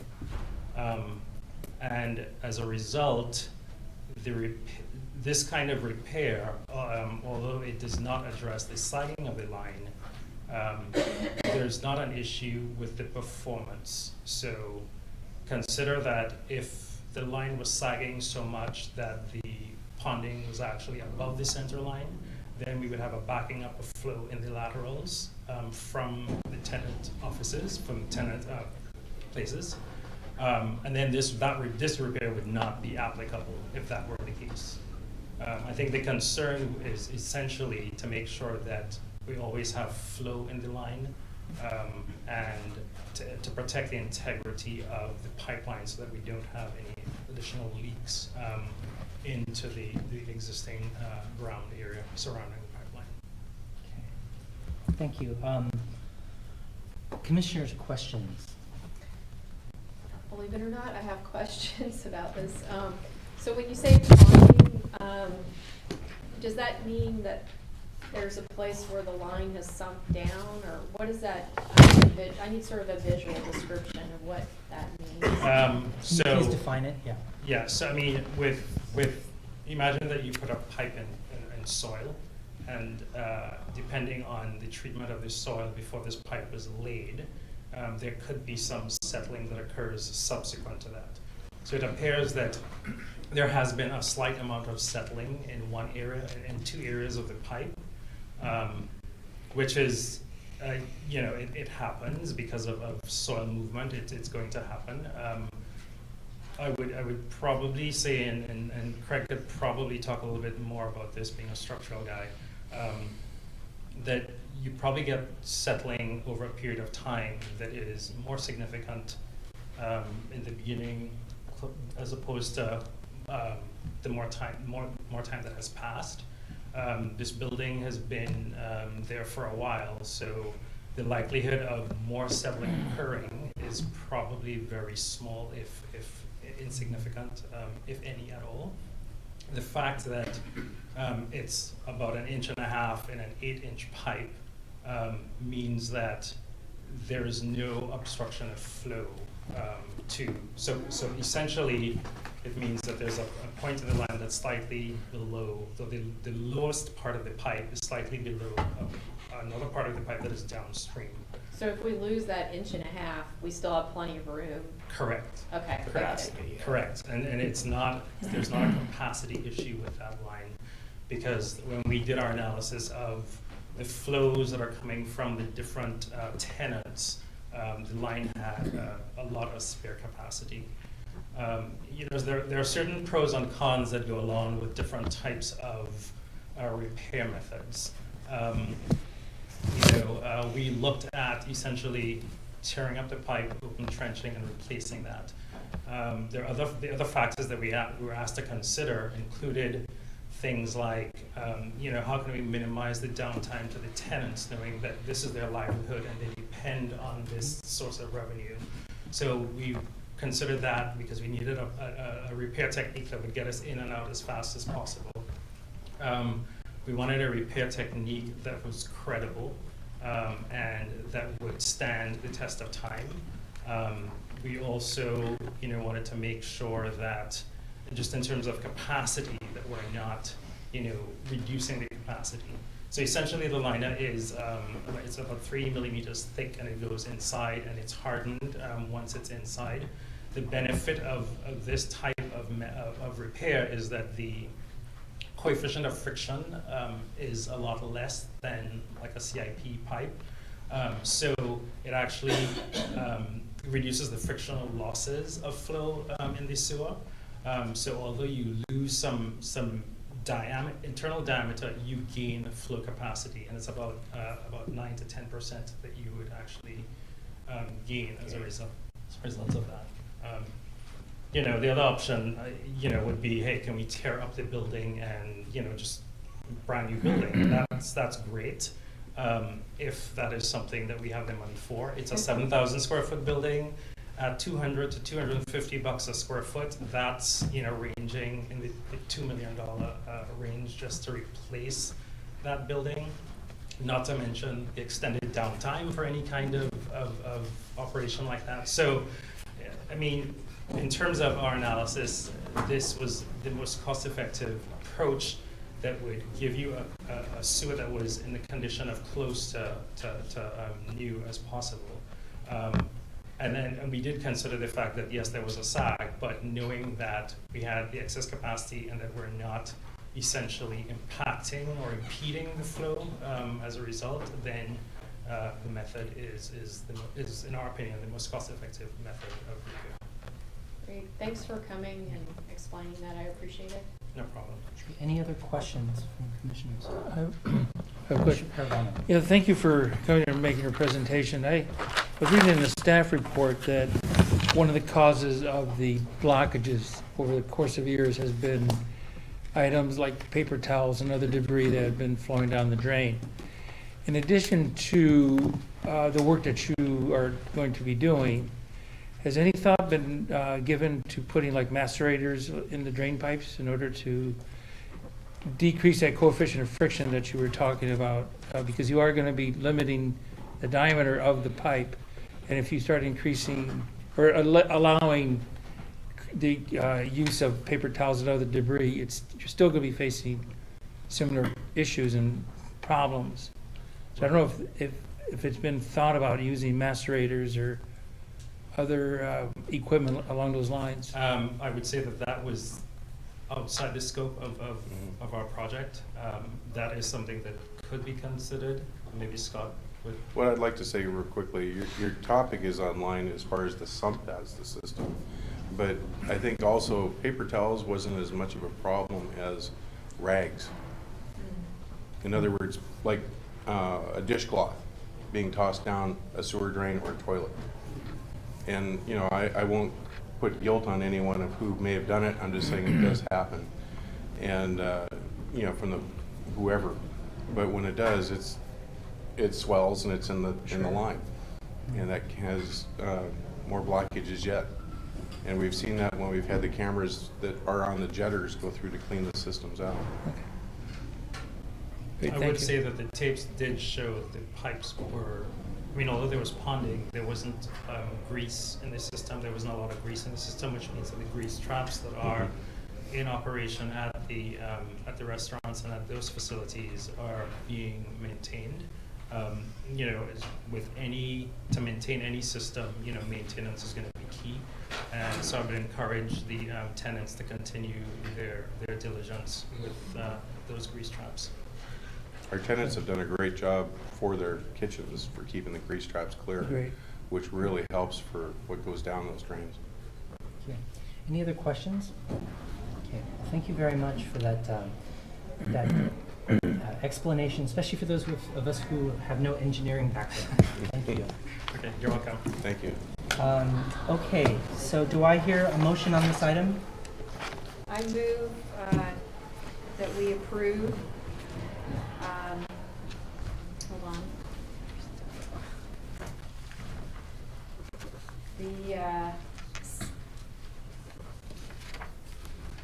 The Pillar Point Harbor Concession Building sewer line replacement.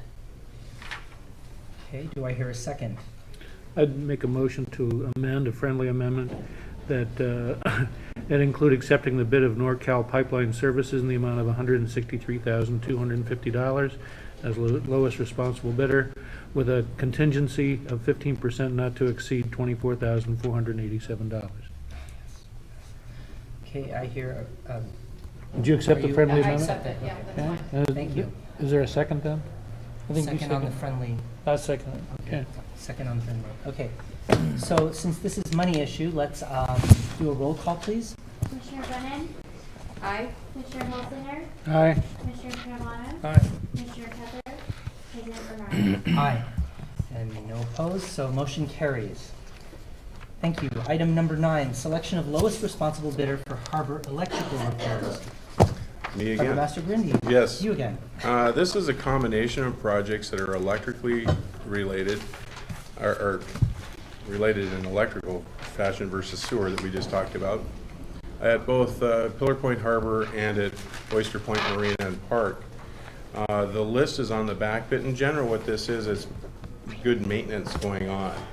If you recall, last year we had an electrical survey done, and there was not a lot found, but the things that were found that required contractor work is on this list, so we could identify it and get the work done. Underneath the pier, Johnson Pier, things that are basically a time material type process to get rid of old abandoned lines and identify things that need repair. At Oyster Point, there is a kayak power pad. There is for a vendor, future vendor, who I was just talking to actually today, and replacement of a medium transformer, which is basically a transformer that serves one of the restrooms, and then just general electrical corrections again. Thank you. I'll take any questions if you have them. Thank you. Commissioners, any questions on this item? Yes, I did. Commissioner Holsinger. Mr. Grundy, first of all,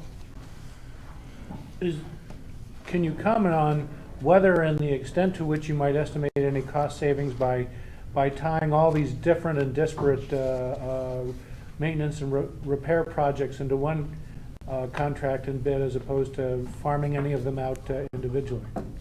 There's a savings typically on projects. Without going out and bidding each one individually, I couldn't tell you the actual dollar amount for this project. But I will tell you that by grouping them, you get a better quantity discount, for lack of a better way to put it, from a contractor who's going to be able to take on more work. They're on site, they could be working on one project while parts are unrivaled for another part of the project.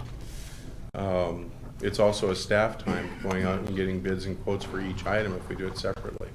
Okay. So Thank you. as a package, it works better. I suspected as much, but it's sort of setting the stage for a follow-up question, which is whether or not a single harbor district employee that's a qualified commercial electrician on staff might be able to do all of this work, whether there's some of this work that requires more than one person, whether we might affect some savings by hiring a staff person.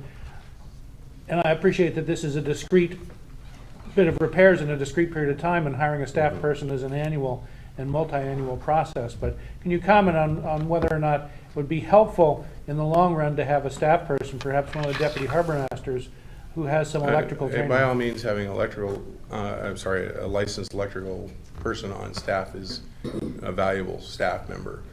I've had that where I was at before, and it was a huge savings in its own way, because you could apply them. But a lot of this work specifically in using man time, so to speak, or person time, is that basically it is, sometimes 3 to 4 people at one time doing something because of the equipment size, like the distribution panel itself, let alone the wiring with it. There's 4 people basically toting that down to the dock, let alone pulling the wire through it. Thank you. Any other questions, commissioners? Okay, do I hear a motion on this item? I move that we accept the bid of Edward R. Bacon Incorporated in the amount of $177,500 as the lowest responsible bidder, and authorize the general manager to execute a contract with Edward R. Bacon Incorporated in an amount not to exceed $192,250. $177,500 bid amount plus 10% contingency of $17,750. Thank you. Do I hear a second? I'll second it. Okay, I hear a motion and a second. No other questions. Roll call, please. Commissioner Brennan? Aye. Commissioner Holsinger? Aye. Commissioner Pierbonner? Aye. Commissioner Pepper? President Bernard? Aye. So no opposed, motion carries. Thank you. Thank you. We are now at item number 10, status report, bills and claims paid in the amount of $313,619.73 from December 5, 2013 through January 3, 2014, as authorized on December 4th, 2013 to cover payments due to canceled board meetings, bills and claims, detailed summary. General Manager Grinnell, can you please explain what that means to those who, to the members of the public who might not understand what that means? Yeah, basically, there was a need to provide for adequate fund authorization to pay bills during a period when there were no Harbor Commission meetings. And so the Commission's past practice has been to take an action to provide an estimate of funds available to staff to pay the bills, and then we follow up with a status report to inform you of how the money was spent. In other words, there's no action to be taken now. It's all been done pursuant to the prior action, but you have how that money was spent. Thank you. Thank you for that. I just wanted to make sure that everyone understood. Commissioners, any questions on item 10? Yes, please. Commissioner Holsinger. Thank you. Mr. Grinnell, we had authorized expenditures of up to $900,000, and we see that the expenditures were actually about 1/3 of that.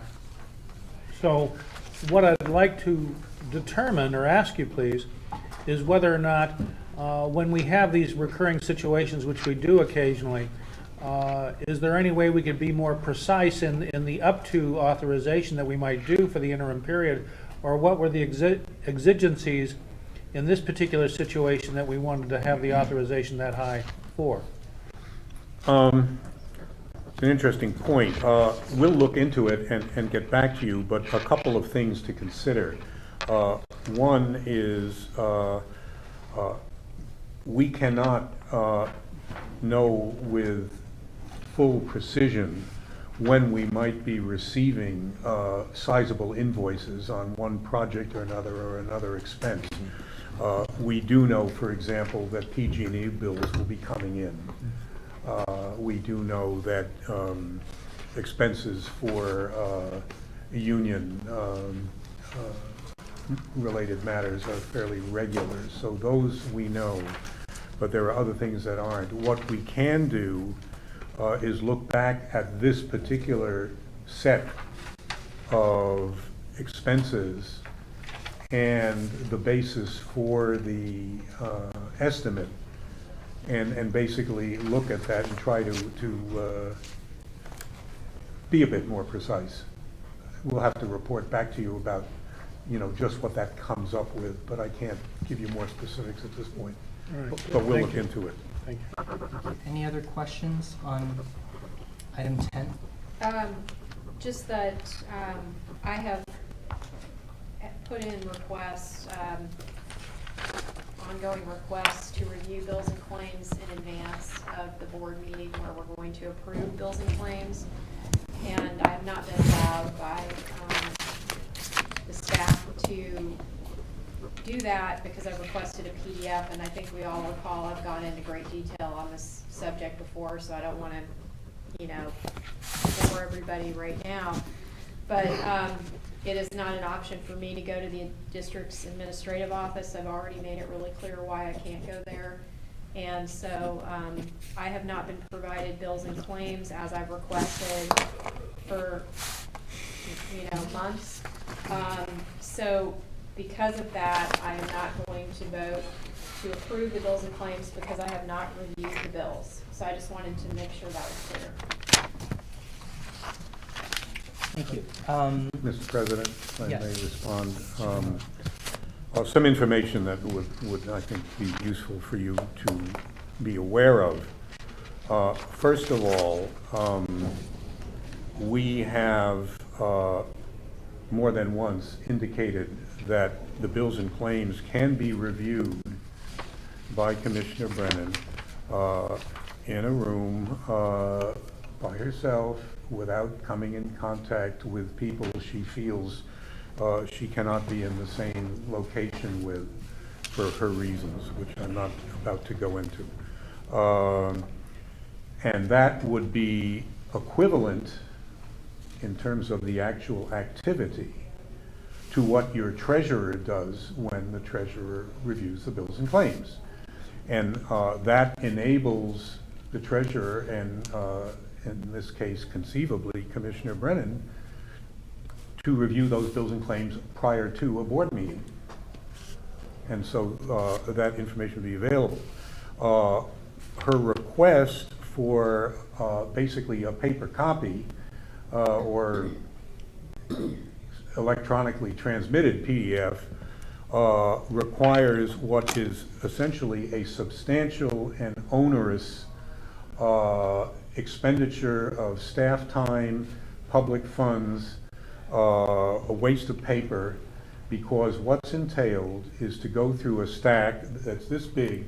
We have what it would be right there, so you can see a typical bills and claims. And what it entails is the following. That's a short stack, by the way. Huh? That's a short stack. When I've done them, they're bigger than that. Well, you have, but again, the point is that one has to look through it. If we were to try to make PDFs, we would have to go through that entire stack each time prior to a board meeting, disassemble where you have invoices attached to other papers, and there's a lot of that kind of thing. Then we would have to redact whatever is appropriate for redaction. Then we would have to make copies of those Thank you. things So and Mr. then Grinnell- turn them into PDFs. Got And it. so, And then email them. I get it. So Mr. Grinnell basically, it'd be laborious. It would be quite laborious. well, laborious and costly and a waste of your staff's time and public funds. Okay. I feel like I really have to respond to that because there are some things being said that I just don't think are accurate. As our general manager knows, I was going to the administrative office to review bills and claims in the conference room. And I was not allowed by staff to review the bills and claims privately in the conference room. And I think at this point, everybody knows that there are 3 harassment complaints that I'm aware of anyway. Who knows, maybe there are more by now. And at this time, while these harassment complaints are unsettled and still pending, it's not appropriate for me to be in a conference room alone with another member of staff. I don't know who has filed harassment complaints against me, and I've been advised by my attorney that it is not advisable for me to be at the district's administrative office. And the last time that I was there, one of the members of staff actually shut me in the room with her and shut the door. And there was no reason for that. She is not the finance director. It was inappropriate. And because of that experience, I am not comfortable going to the administrative office and reviewing bills and claims. And I've already gone into that in emails and at a meeting, and I can't believe we have to go over it again. So I think that my request to review bills and claims in a PDF format is reasonable given the current situation. It's not something that I hope I have to do forever. I hope it's a temporary situation. But I am not comfortable approving our bills based on the treasurer's recommendation, who at this point is the only person reviewing our bills, because he has said at previous meetings that he doesn't feel it's his responsibility to alert the board when there is anything unusual. And that came up specifically related to the missing checks. And so based on those comments and his ideas about what he should inform the board on and what he shouldn't and when. I am not comfortable going along with approving bills that I haven't seen myself. So that's where it's at. I just want to make that clear. Thank you. And so if I may, Mr. President, given the situation, basically staff at this time requests guidance from the commission as to what you would have us do. Well, here's the thing, I know that this has been going on for months now, at least 2 months. So I just think that Commissioner Brennan and staff will have to find a resolution that is maybe neutral territory where there is no, I've offered to go to our council's office and sit in their conference room and review the bills and claims there. I am willing to do that. I would be perfectly happy with that solution. This board voted not to allow me to do that. So that was a decision by this board. So here we are. Okay.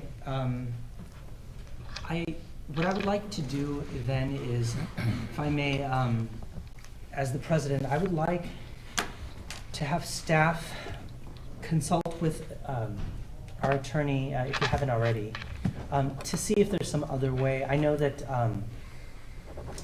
that it may not be feasible to have the meeting in at your offices, at our attorney's offices. So to try to find some other solution that where the commissioner can review the stack of bills and claims, which is not at the office because she may encounter harbor staff.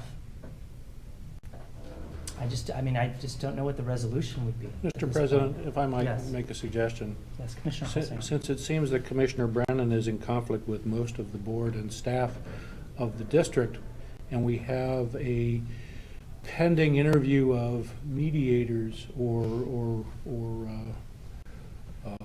coaches for how the commission members, the board members, might deal more productively with each other. We might simply expand that to include staff and Commissioner Brennan. I'm sorry, expand what to staff? Expand the scope of any professional we hire to include having them provide assistance on how Commissioner Brennan can get along with staff. That comment is totally off topic and inappropriate. I think that's inappropriate. Or how staff, okay, so I apologize, so how staff and Commissioner Brennan can more appropriately and efficiently work together. I would like you to retract that statement, please. I retracted the one and modified it, All thank of you. it. It's very offensive. I'm just repeating a recurring theme, so clearly it would be helpful if all the parties concerned could learn how to work well together, and you could be able to accomplish what you feel you need to in your duties as a commissioner without creating too much of an imposition on staff time and district cost. That comment is totally off topic. Okay, I think that last piece was inappropriate. I'm just trying to find a solution here. But I do like the idea of potentially expanding the scope of work of whoever we hire to include staff as well, and because ultimately commissioners and staff are going to have to continue working together. So if I'm going to look at my fellow commissioners and see if they're okay with that, or if you'd like to just keep the scope to. We are on bills and claims Right. right now. Right. What are you doing? Okay. We're on bills and claims. Right, but I'm trying to find a solution for bills and claims. That's what I'm saying. Mr. President? A workable A solution. suggestion, if I may. Yes, Mr. Grinnell. This is a possible way. We do have a small meeting room at Oyster Point Marina, which is within walking distance of the administration office, and it has a door on it. And conceivably, we could make the bills and claims available in that meeting room if we know that Commissioner Brennan is going to be there. Okay, and how would we avoid harbor staff potentially? Well, basically, the way I could foresee that working is, there is a person on staff who's on the front desk. When you walk in the door, there's a person there. There shall be a person there. Okay. There's no getting away from it, wherever you are. On the other hand, that person is not in the administration office. It's in Okay. Oyster Point. Okay, and Commissioner Now, Brennan, I'm sorry, then- Commissioner Brennan, you're then shaking your head. It's not feasible. If we know that she is going to be coming to review the bills and claims, we can bring them there, have them in the meeting room, and she can come in, go in, look at them, and leave. I And would never like come to in know- contact with Okay. administration. Thank you, Mr. Brunel. Commissioner personnel. Brennan, would that be feasible?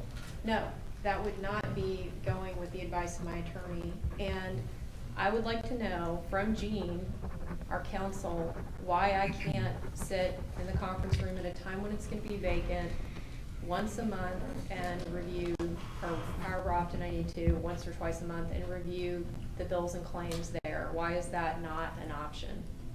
That, is the space unavailable? The conference room? I'm asking Jean. I'm not sure I understand your question. I don't think it's a legal question you're asking me. I don't. You've had me come to your office and review documents in your conference room in the past. I've done that in your conference room, not bothered anybody, and then left. Why can I not review? That's the most neutral location for me to come and review bills and claims in your conference room. Is there a reason why I can't do that? This is really a decision for the board to give direction on where. Well, we're where just those are having a gonna be discussion, available. apparently. We've gotten way off topic here. So you're now part of the discussion. And my answer is that's not a legal question. This is really a determination for the board to Can I make come to as your office and look at bills and claims? Anyone can come to my office. It's an open office. but Okay, that's so really a yes. separate Okay, Commissioner Brennan, issue. it is sort of a board direction staff question. So,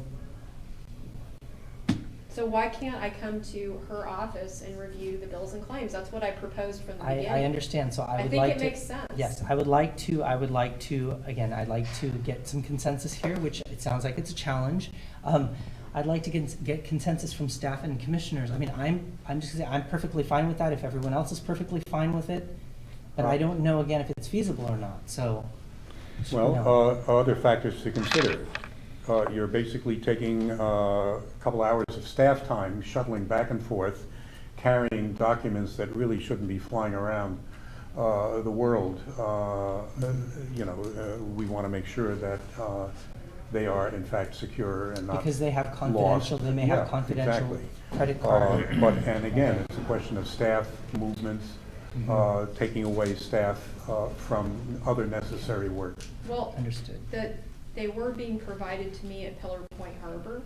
Okay. So I don't see the difference. Her office is very close by to the admin office. It's not like it's a big distance. Understood. So I think everyone's clear on what the proposal is. How many people are okay with that? I'm fine with it myself. If The proposal being to include the mediation process, if you will, to have staff be included in that?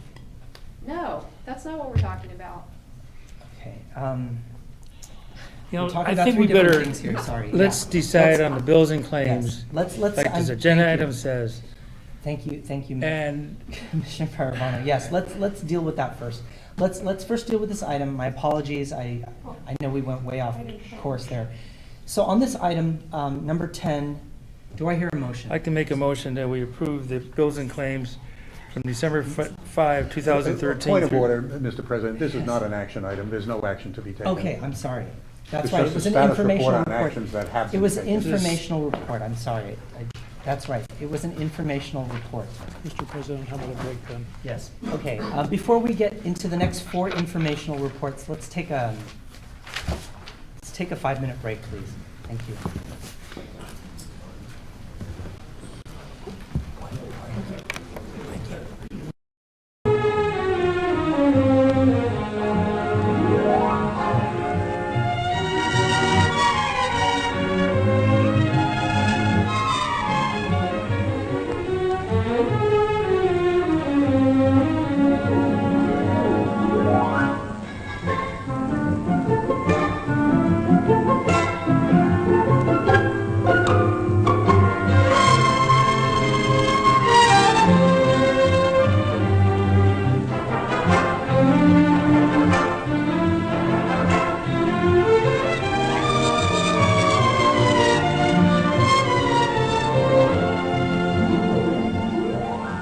show starts in 1 minute.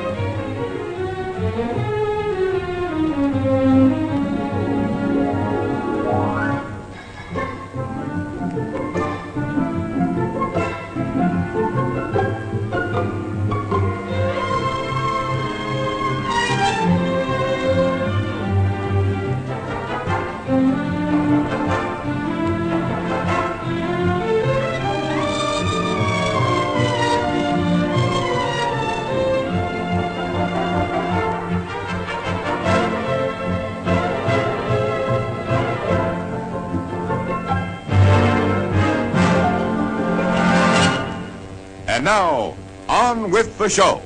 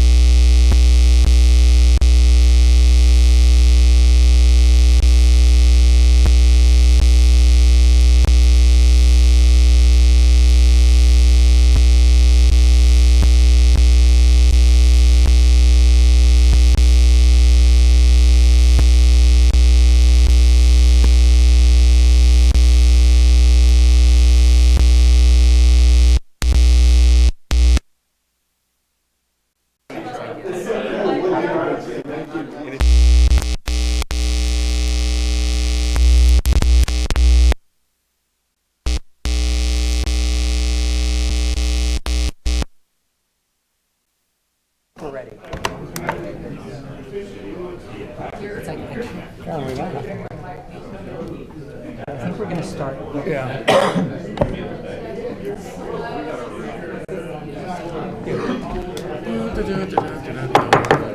We're going to start. We will resume our meeting.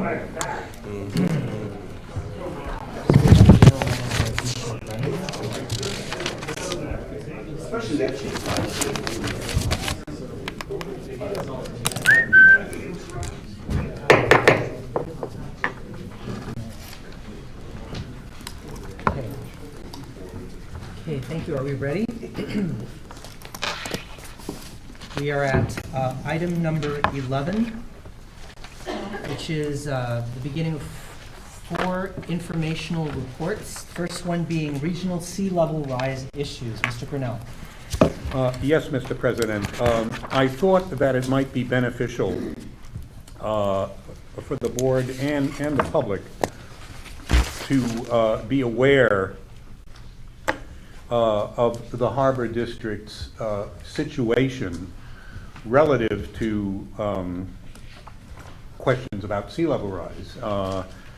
We attended, as you know, a conference that was convened by our legislators, federal and state, at the College of San Mateo to bring forth a discussion of the implications of sea level rise for San Mateo County, meaning both the ocean side of the county as well as the bay side, and makes San Mateo very special in that regard.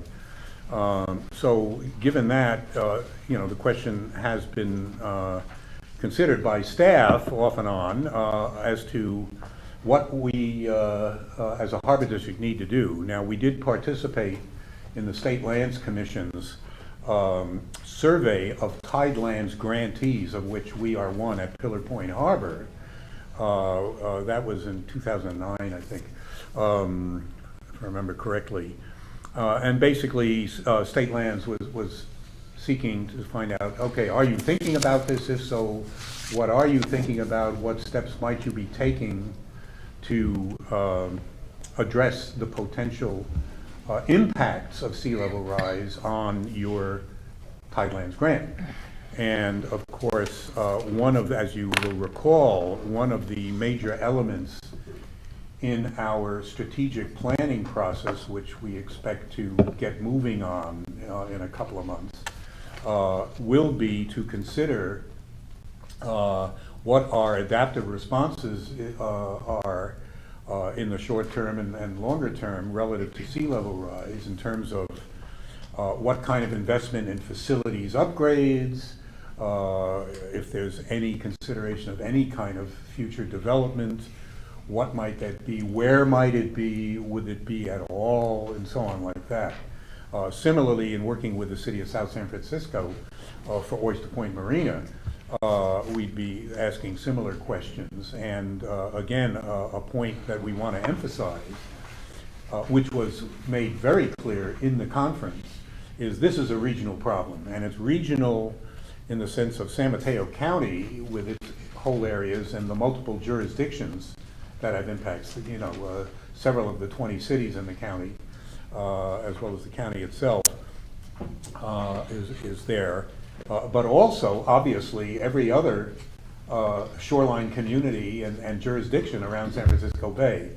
So obviously, the word that we were hearing is that everyone's going to have to work together to figure out a strategy that's most cost effective and is beneficial in each of the locations. And so all this is to highlight that situation and what we expect to come up with in time through our strategic planning process is details about how we might be proceeding in the future in terms of, for example, Harbor, not just repairing what obviously needs to be repaired, but what kind of replacement, what kind of new designs might we need to consider to take into account potential sea level rise consideration. And then again, there's a question of, well, what time frame what kind of estimates? And there are several estimates out there. What about end of century? What about, an amortization of 20 years, which is not nearly the rest of the century. So these are things that will have to be filled out. So all we wanted to do with this report was to kind of get it out on the table for people to consider, look at. Obviously, we're wide open for comments from anyone and everyone in terms of a process of where and how we might address this. Thank you, and yes, your point well taken that it is a regional issue. I mean, our harbor district can't address this all by ourselves, and nor should we. And also that it will be wrapped around the strategic planning that we're going to be doing. Commissioners, any questions on this informational item? Yes, thank you. Commissioner Holtzman. Mr. Grinnell, as I recall at the Sea-Rise conference we attended at College of San Mateo, the expert or experts were suggesting that we all should depend upon or plan on a 3-foot sea level rise starting somewhere approximately 30 years from now. Is that correct? I think they were thinking of a little later on in the century, but certainly as a threshold that, as we heard from one speaker, will happen at some point, and again, no one knows for sure just when. 3 foot would not be an unreasonable figure to start considering if we're thinking about raising dock levels or dealing with bulkheads, looking at what could happen to any beach areas we might have. And all of that ties directly into investment of public funds. Right. So just for confirmation, it was 3. It was 3 or more, was it not? Yeah. And it was as early as 30 years from now. Yeah, and you should know that in talking with our engineers, particularly the folks from GHD who were here earlier, we suggested, based on a couple of the projections that have been made independently, we were looking at initially a 55-inch rise by end of century, and then more recently we heard about 69 inches, which would be the most conservative figure. So 69 is rather more than 3 feet. That's 36 inches. So again, I would see a 3-foot number as a starting point. Okay. Is it not correct that our current breakwaters, as currently established, are perceived to be sufficient to continue to provide a harbor of safe refuge from in the event of a sea level rise of 3 feet or more? This is my understanding, and again, it's informal. One of the things we would be doing as part of our planning process in the next few months is actually sitting down with the Army Corps of Engineers, whose breakwater, the outer breakwater, is the big one, and get clear as to what their take is and their expectation. In other words, would they see a need under their operations and maintenance budget to seek appropriations to reinforce that breakwater by widening it and then raising it, or is it adequate? Our understanding is, at this point, is it seems to be adequate based on something like 3 feet, but again, we would want to get something a little bit more authoritative out of them. Since Pillar Point is actually unique and very fortunate to have a twin breakwater system, whereby we have the inner breakwater, which of course was financed by the state and the Harbor District. We would be looking at that to see to what extent there might be adaptive modifications to that one as well. And that would all be part of our planning process. Thank you. No further questions. Commissioner Brennan, question? Yeah. So I have a few questions. Are there any requirements that are coming up from the state, or I don't know, anybody else, that we need to have a plan in place? Is there something coming that we need to be preparing specifically for? That's a good question. No, the point entity on this, at least as far as Pillar Point is concerned, once again, is the State Lands Commission. In other words, they will be, again, updating their Tidelands grantee situations. But that doesn't cover Oyster Point. As you know, in this report, there's a list of what are essentially policy statements and guidelines from, a number of entities. For those who haven't seen this, and it is on our website, the big study from 2012, the National Research Council, Sea Level Rise for the Coasts of California, Oregon, and Washington, past, present, and future. I'm not going to read all of them, but I'll just pick a couple of key ones. The West Coast Governors Alliance, that means Washington, Oregon, and California. Climate Change Action Coordination Team Work Plan 2010. Then there's a State of California Sea Level Rise Guidance Document from a multi-agency group that is dated 2013. Again, there's been a study from 2011, mainly sea grant institutions in California.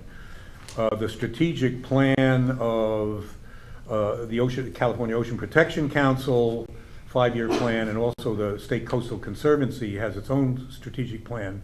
They have guidance for grantees and guidance for actions to prepare. And then lastly, most important in my estimation, both the California Coastal Commission on the coast side and the Bay Conservation and Development Commission, BCDC for San Francisco Bay, have both put out policy documents. Coastal Commission has a draft one that's just come out at the end of 2013. That's out for public review. BCDC came out with theirs in 2011. And basically, to try to get a sense with your question, if there are things we want to do at either of our two harbors that would involve permits from the respective permit agencies, we would be looking to these guidance and policy documents for what we can expect them to want to see in our project plan. So while it doesn't necessarily say thou shalt do X, Y, and Z, as a policy, we can expect that they will be inclined to look favorably on certain things and not others. Is the Coastal Commission calling their draft a policy or a plan? They're calling it Draft Sea Level Rise Policy Guidance. If you go on their website, you can see it. And that's the title of it. So it seems like that's something that we should be reviewing, and Oh yes, we have it. Oh yeah. Are we going to be presented with a draft letter to submit the Coastal Commission on that draft policy guidance? I haven't thought about that. I would look at it.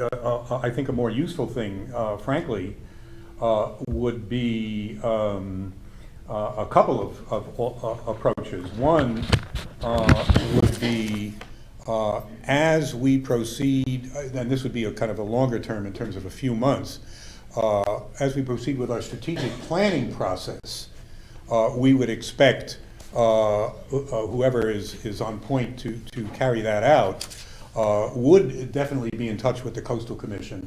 Well, I'm just saying because at that point it'll be too late to comment on the draft because the window will have closed for comment. Oh, if you're looking for us to comment on the draft, yeah, we have all of these documents, and as soon as we can find a moment in between everything else we have to do to review it, we'll review it, and if we have comments to make, we'll make them.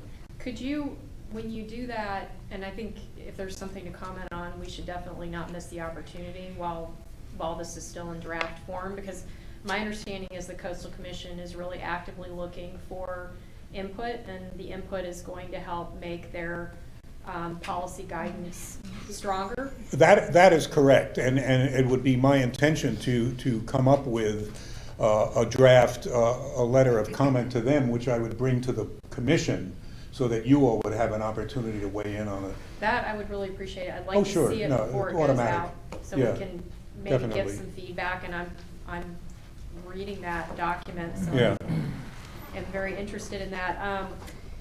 Thanks for putting this on the agenda. I think it is really important, and obviously when we get into our strategic planning process, there'll be opportunity for public outreach and public input. And I think that's a really important component, planning for sea level rise, and also dealing with, we've never, to my knowledge, come up with emergency evacuation plans for a tsunami event, and that's something that's definitely on my radar. And I think that the strategic planning process will also be a good opportunity to address you know, as a tsunami emergency. So it seems like that's where we really need to take this up. But in the meantime, since there is this pressing matter with the Coastal Commission's draft policy guidance, I think we should, you know, weigh in on that if we have something valuable to contribute. And since, you know, Oyster Point Marina's Harbor Master's office is literally like an island during high tide events, we have, you know, very direct experience with how sea level rise affects infrastructure. Correct. And on that point, since you've raised it, two comments. Number one, our capital improvement plan that we prepared for the city did include the potential for relocating our harbor office off that mole to higher ground. And that would be, you know, not something that's going to show up in next year's budget, but we've identified that as one need. But the second thing is, again, as part of our strategic plan process, we'll be working with the city's own planning department, because we know they are very well aware of what goes on, because the flooding that happens at Oyster Point from time to time is going to continue. And what kind of plans the city has that they would then look to us under our joint powers agreement to help implement as part of the marina component would be something that we need to work with them on. So basically what we can foresee is kind of gearing up to deal with this kind of stuff on another level than we have in the past. You're reminding me in talking about moving the Harbor Master's office eventually, and obviously that would have to happen. I mean, there's no getting around it. Is there any forward movement on what were we doing? The appraisal for the office space in El Granada that would be on higher ground? I'm expecting an appraisal to be completed by the end of the month, or at least the first week of February, but we've indicated that we want that as quickly as possible, and the guesstimate is end of the month. Thank you. And what would happen with that would come back to the Harbor Commission. You do review it in closed session, and then make your decisions as to what next. Okay, thank you. Yeah. Any other questions on this item before we move to the next informational item? Okay, thank you. Item 12, informational report on Johnson Pier Hoists, and then after the report, there is one public comment card from Porter McHenry. So, Mr. Grinnell? Yes, okay. Again, this was placed on the agenda by, I think the motion was from Commissioner Brennan, and so we're responding. I should point out, just to remind you, that you did receive a letter this evening from the president of the Half Moon Bay Seafood Marketing Association referring to this item, Hoist on Johnson Pier, and basically calling for, a very thoughtful letter, I should say, calling for involvement of the district with the fishermen and people in the industry. Basically, in fact, let me read it so it's real clear, that I'm not paraphrasing. We would like to request that industry members be consulted and allowed to participate in the process prior to any hoist installations or infrastructure changes that affect the fleet. What that says to me is that, in a sense, it's an opening thought that we've already considered about public involvement in our whole strategic plan process. And now this is a particular piece of it, these hoists on this, and there's some shorter term considerations that will, we can't wait in certain respects. But I think it's something that we hear and we take seriously. It's clear there are a number of parties involved. You heard from lessees this evening. They're obviously involved, fishermen are involved, and really in terms of moving forward in the shorter term with something that we would only hope is beneficial to those involved in the industry generally, we would not want to do it, blindfolded off by ourselves. So the intent here with this little report was just to lay out the current state of affairs as we understand it in terms of what hoists are out there, whose are they, and so on. And then we refer to the fact that we are underway now with a facilities conditions survey at both Pillar Point Harbor and Oyster Point Marina. This is something that we've done at least twice over the last decade. And basically periodically, this is something that jurisdictions do. Periodically you check and see what's the state of affairs with your facilities, what needs repair, what needs replacement, what timelines, what's immediate, what's a couple of years, what's okay for now. So that's what that's going to do, and that will have two results. Number one, it'll get folded into our big strategic planning process. But also, since that will be done fairly quickly, as I say, it's underway now, some of that can be of use in this process we're going to have working with the industry folks, at Pillar Point on things. So again, we just wanted to put it out there regarding this and leave it out there for review and comment. Thank you. Any questions on this report? It's pretty straightforward. It just outlines the hoist situation at Pillar Point Harbor. I have a question. Was there a public comment or no? Oh, I'm so sorry. Oh, yeah. Gosh. Mr. McHenry, I apologize. Yes, there was. Thank you. Mr. Grinnell pretty much read the letter for me. So, Good letter. I'd just like to state that most of the fishermen out there, we live out there. Here, and we hear rumors about hoists and freezer movies and all that stuff, and I think we'd just like to be considered more if you're looking at changing stuff and moving stuff around. It's, we live it and we breathe it, so that's it. Thank you. Thank you for taking the time. Point well taken. So for this item, again, brings us back to the whole strategic planning, public involvement, and sort of comprehensive, holistic view of the harbor. Mm-hmm. That's what I'm hearing here. Those are the themes Oh, yes. I'm hearing Yeah, today, based on hoists, based on a major climate change component of issues that. Absolutely, no question Okay. about it. I had some things I wanted to say about that item. Oh, I'm sorry, Commissioner Brennan on item 12. Okay, thank you.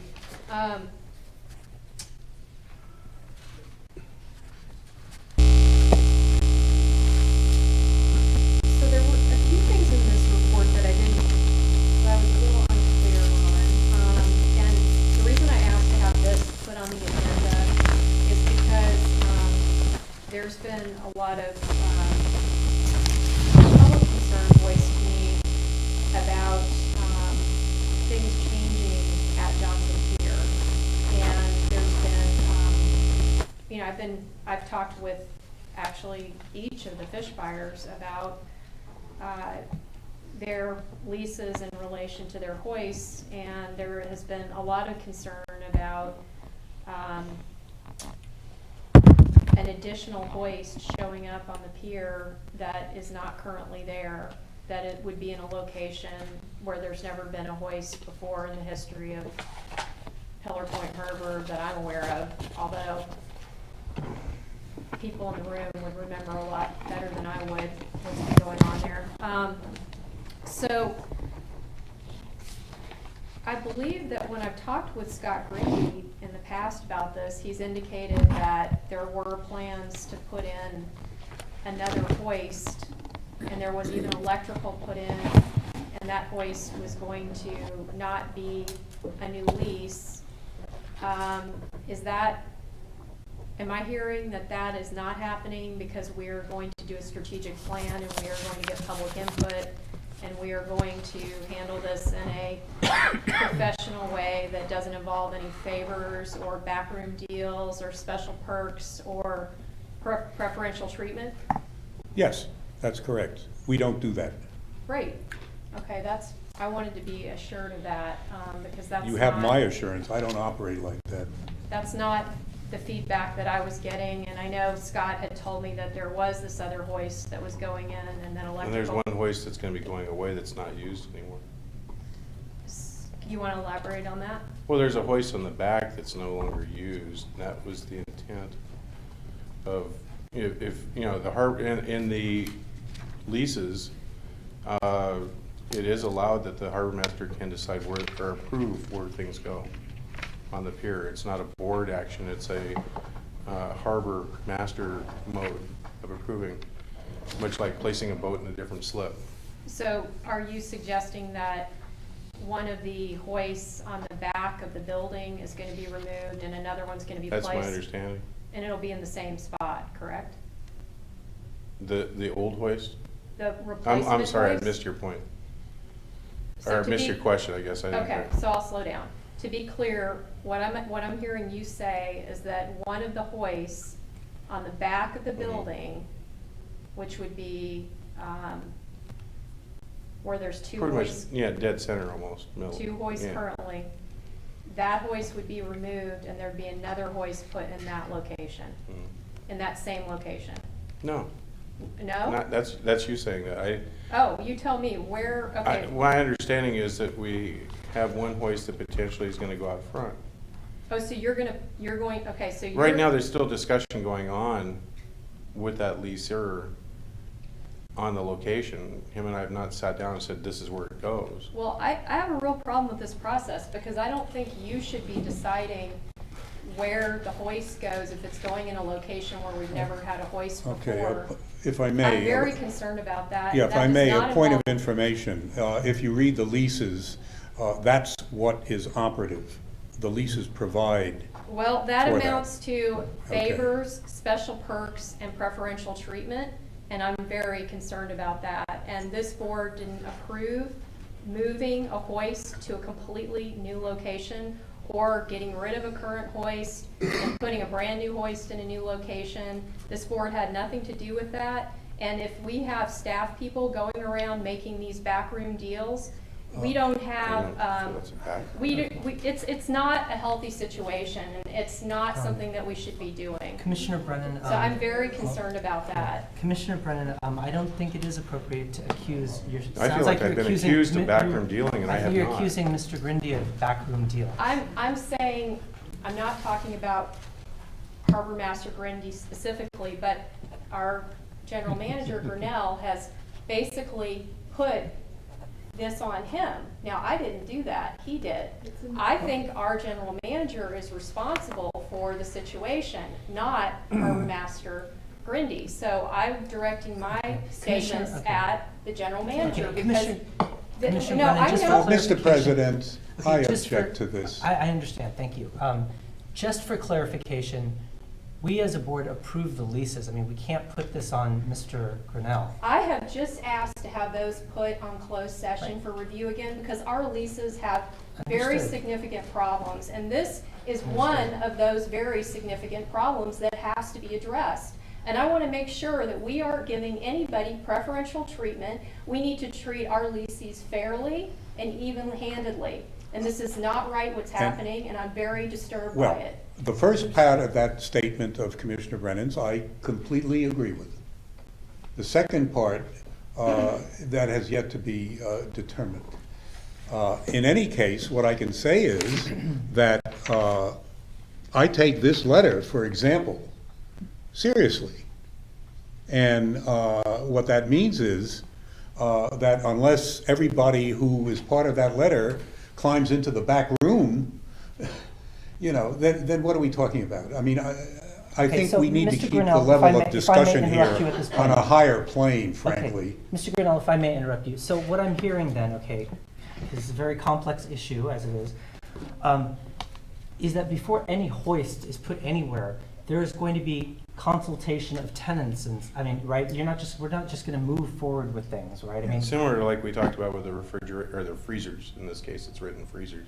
meaning, You know, I'm sorry. there's freezers on the docks as well. We tried to look at how we can get more space on the pier. Right. While to help. working with all of the Yeah, stakeholders, yeah, not yeah. just, okay. This should be handled through our strategic plan. That's the purpose of doing a strategic plan. Right. That what happens on Johnson Pier is pivotal to everything happening at Pillar Point Of course. Harbor. Of We course it can't is. just go out there and start, moving this or that just because we feel like it. We need to have buy-in from the stakeholders. We need to course. have a plan in place. This is ridiculous. You can't conduct business Right. like this. Absolutely, but absent, Mr. my understanding is President. that absent, Mr. Grinnell, my question is this. So absent a strategic plan, which we don't have yet, absent leases which, have yet to be discussed at a closed session, et cetera, Right. we have to abide by what we have now. And the framework we have now says, if I'm not mistaken, it says that Harbor Master Grindy has authority, some authority, according to the lease, That to is make correct. determinations as such. Right. Yeah. And what I'm also hearing, caveat to that, is that you're not just gonna go ahead and just start moving things around over there. I want process. I mean, yeah, it's not like it's gonna be up to you. So, I hope I have that assurance. I mean, that's what I'm hearing, Yeah, so. well, you do, and, So- and, So nothing's you know, moving words forward? like ridiculous shouldn't enter into this discussion. Okay, I'm well, quite serious about this. Okay, are there any- You know, I don't understand I take the concern that we've heard from several people tonight quite seriously, because no one's operating in a black box or a vacuum, because that's not how we do business, that's Understood, not how meaning- we can right. do business, or how we should do Right, business. meaning we are gonna involve our stakeholders. That's right. We don't For just- example, okay, we have talked with people out on the pier in the industry, and we've heard a couple of suggestions, at least recently, about a way to try to deal with some of the circulation congestion safety issues, which has a direct bearing on other things as well. And in this report, I mentioned that in fact the Harbor District did get a study done in 10 years ago. 20 years ago, time flies, about expanding the pier. And there were 3 alternatives, and the estimate was $6.25 million, and the district didn't have the money, so nothing happened.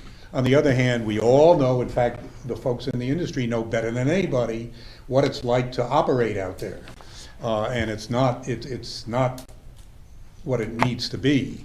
And so one of the things that we want to do, starting real quick, is to take a look at what might be a smaller, cheaper, feasible way of expanding deck area to enable the trucks Thank you.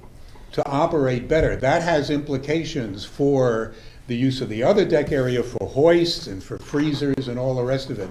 Now, that's not going to be happening in some back room. That's going to be happening in discussion with all the people who need to be involved. Thank you. And now I'm gonna steer us back to hoists. Any other questions on hoists? Public safety, I'm so glad that the general manager brought that up, because we have the public coming out to Johnson Pier to buy fresh fish off of boats from our commercial fishermen. So we have a very congested pier area. We have a lot of, let's just say, numerous safety concerns. And I have witnessed on many occasions near misses with forklifts and stuff like that. And it's not the fault of our commercial fishermen who are out there trying to conduct business and get their jobs done. The problem is that, you know, people are curious. They want to come see. They're spaced out. They've never been on the pier before. They don't know that they need to watch out for their safety. They've got their children. They've got baby strollers, bicycles, roller skates, whatever. And meanwhile, you've got trucks coming and going off the pier, picking up loads of fish. You've got forklifts going all over the place. And this is not a very big pier. It's actually a pretty small pier. So before we do any changes, we need to give safety a serious consideration, and we need a safety plan. We need a whole new safety plan for Johnson Pier, because we are at risk. There is liability, and we need to make sure that we take things step by step, very cautiously, and that we are protecting the district, and that we are protecting the public, and we need to consider safety, and that is why any changes on Johnson Pier need to be thought out very carefully, and they need to be considered, and they need to be wrapped into the strategic plan, and there is absolutely no excuse for doing anything outside of the strategic plan. It's got to be done publicly. It's got to be vetted. Safety has got to be the #1 component. Safety first. Okay, thank you. Any other questions regarding the hoist? Okay. Thank you. Moving right along, and I trust that staff will consider all of the discussions that we're having as we move forward with the strategic plan. Item number 13, and I have one public comment from Mr. Ullum, but let's have the informational report first on collections and liens procedures. Yes, Mr. President, this is another informational report at board request. And basically, it was designed specifically to provide as simple an explanation of our routine collection process.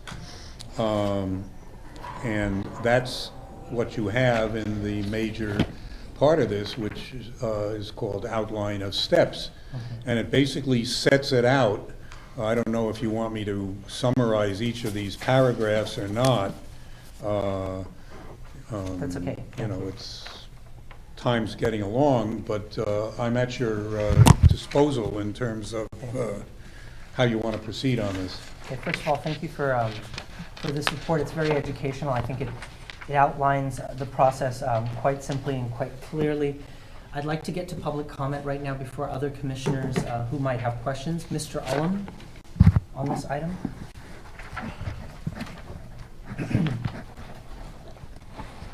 Some of the information you might be interested in. 2009, your receivables were $12,000 on June 30th. All these numbers are going to come from your yearly audits, and the numbers are as of June 30th of those years. 2009, your receivables approximately $12,000. In 2010, it's at $19,000. In 2011, it's up to $60,000. At that point, you realized you had a problem. You wrote off a bunch of debt, and you said you were going to revamp collection procedures when the next finance manager was hired. Then in 2012, your receivables went up to $100,000. And then this year, your receivables are at $174,000. Your revenue has been flat. 3 of those years, your revenue was $3.4 million. One of those years, it was 3.2. The other was 3.5. So it's hard to see, why are your receivables 1,400% higher 5 years later, 3 times larger than they were when you wrote off the debt and decided to revamp your procedures. So what I read about in your procedures and how collections and stuff looked like most of the points were in how you perform liens, what you do if you can't collect the money. But it didn't really address the problem of how your receivables have gotten so large. And I don't think you really know what your receivables are, because there's so many negative balances on there. And I've been told that you don't know, the district does not know how much credit card auto payments didn't get made and yet were applied. And that's why we're calling up people, trying to figure out what you all are owed. And I've asked Mr. Grinnell to provide 3 reports for this meeting, so I can see what your, this is 6 months old data, I'd like to see what your receivables are today. And you all know I was asking for that. None of you have asked that question. Maybe you're going to. But what is the receivables today? Is it more than 174? Is it less? Is there a reason why our receivables are 3 times more now than they were in 2011 when you decided to fix the problem? And 1,400% higher in 2009? What's actually going on? I know there's a recession and all that, so some of that might explain it, but your revenue has been $3.4 million basically every year, and your receivables have gone nothing but geometrically almost increased. At the rate you're going, you're going to have about $250,000 next year. And the following year, you're going to be about $400,000. And after that, there's got to be a point when you guys notice it and ask, why aren't we collecting the money that we are owed? Okay, thanks. Thank you. Thank you. Okay. Any questions, commissioners, on the process, procedures for collection and liens? Yes, please. Yes. Thank you. Mr. Holsinger. As part of the lien process, I don't know, perhaps address it to you, Mr. Grinnell. Part of the lien process for tenants that, birthing tenants, voters that are in arrears, at what point, if any, does the district need to resort to legal action because of an indebtedness and a lien? When the district staff has engaged with the tenant and the tenant has not paid, then the district staff initiates sending out 3-day notices or 30-day notices, or if it's required by law, 60-day notices to terminate tenancies, or the 3-day notices are pay or quit notices. If the tenants don't respond, then those are sometimes sent to our office to pursue unlawful detainer complaints. And as the memo indicates, staff will also begin a lien process at that point as well. Okay. I guess my question is a little bit different. At what point is an actual lawsuit or liens, do we have to resort to the courts?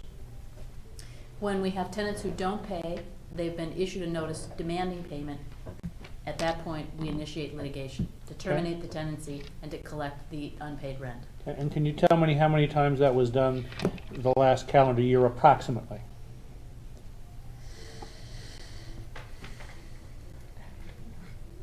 don't think we've done any.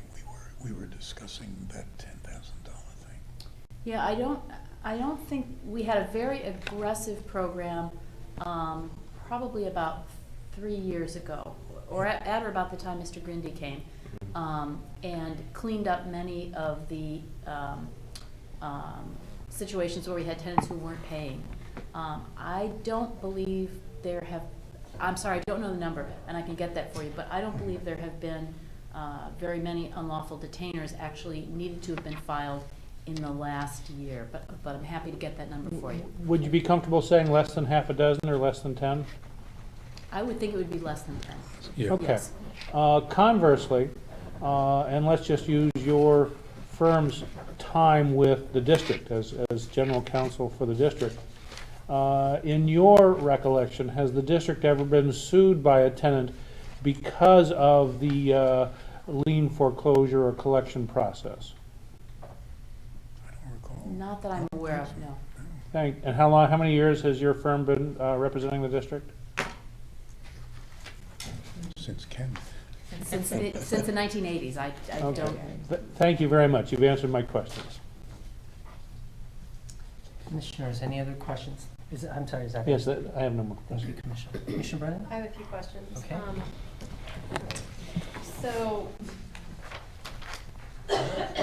I would like to receive the AR reports. I know I've mentioned that before.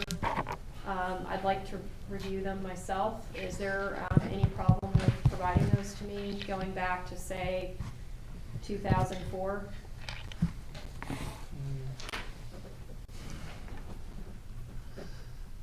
It'll take some time to put it together, that's all. Okay. And to the extent that there's any redaction required, we'll have to do that. I'm- I mean, it's a standard problem with any large volume of data in document form, but we can do it. According to Jean, our counsel, because I'm a commissioner on this board, I should not, documents don't need to be redacted that I review. If So you there's no wanted to extra view work. them, yeah, at the office, yes. So since I can't come to the office, that isn't an option for me right now. So if you're gonna provide them as documents, are they gonna be copies? Are they going to be a PDF, which is what I'd prefer? How will they be provided to me? I don't know, we can work that out. I don't think this It's a belongs in question. the board discussion. Could you answer it, please? Well, just as a side note, left, I don't know if it goes back to 2004 because we did get rid of some things in So 2011. So how far do they go back, do you know? off the top of my head, I do not know. Okay, But well- the retention policy says 4 years, so if we got rid of stuff in 2011, then if we got rid of things in 2011 based on the retention policy of 4 years, my assumption is we don't have 2004. Okay, well, I'd like them then as far back as you have them.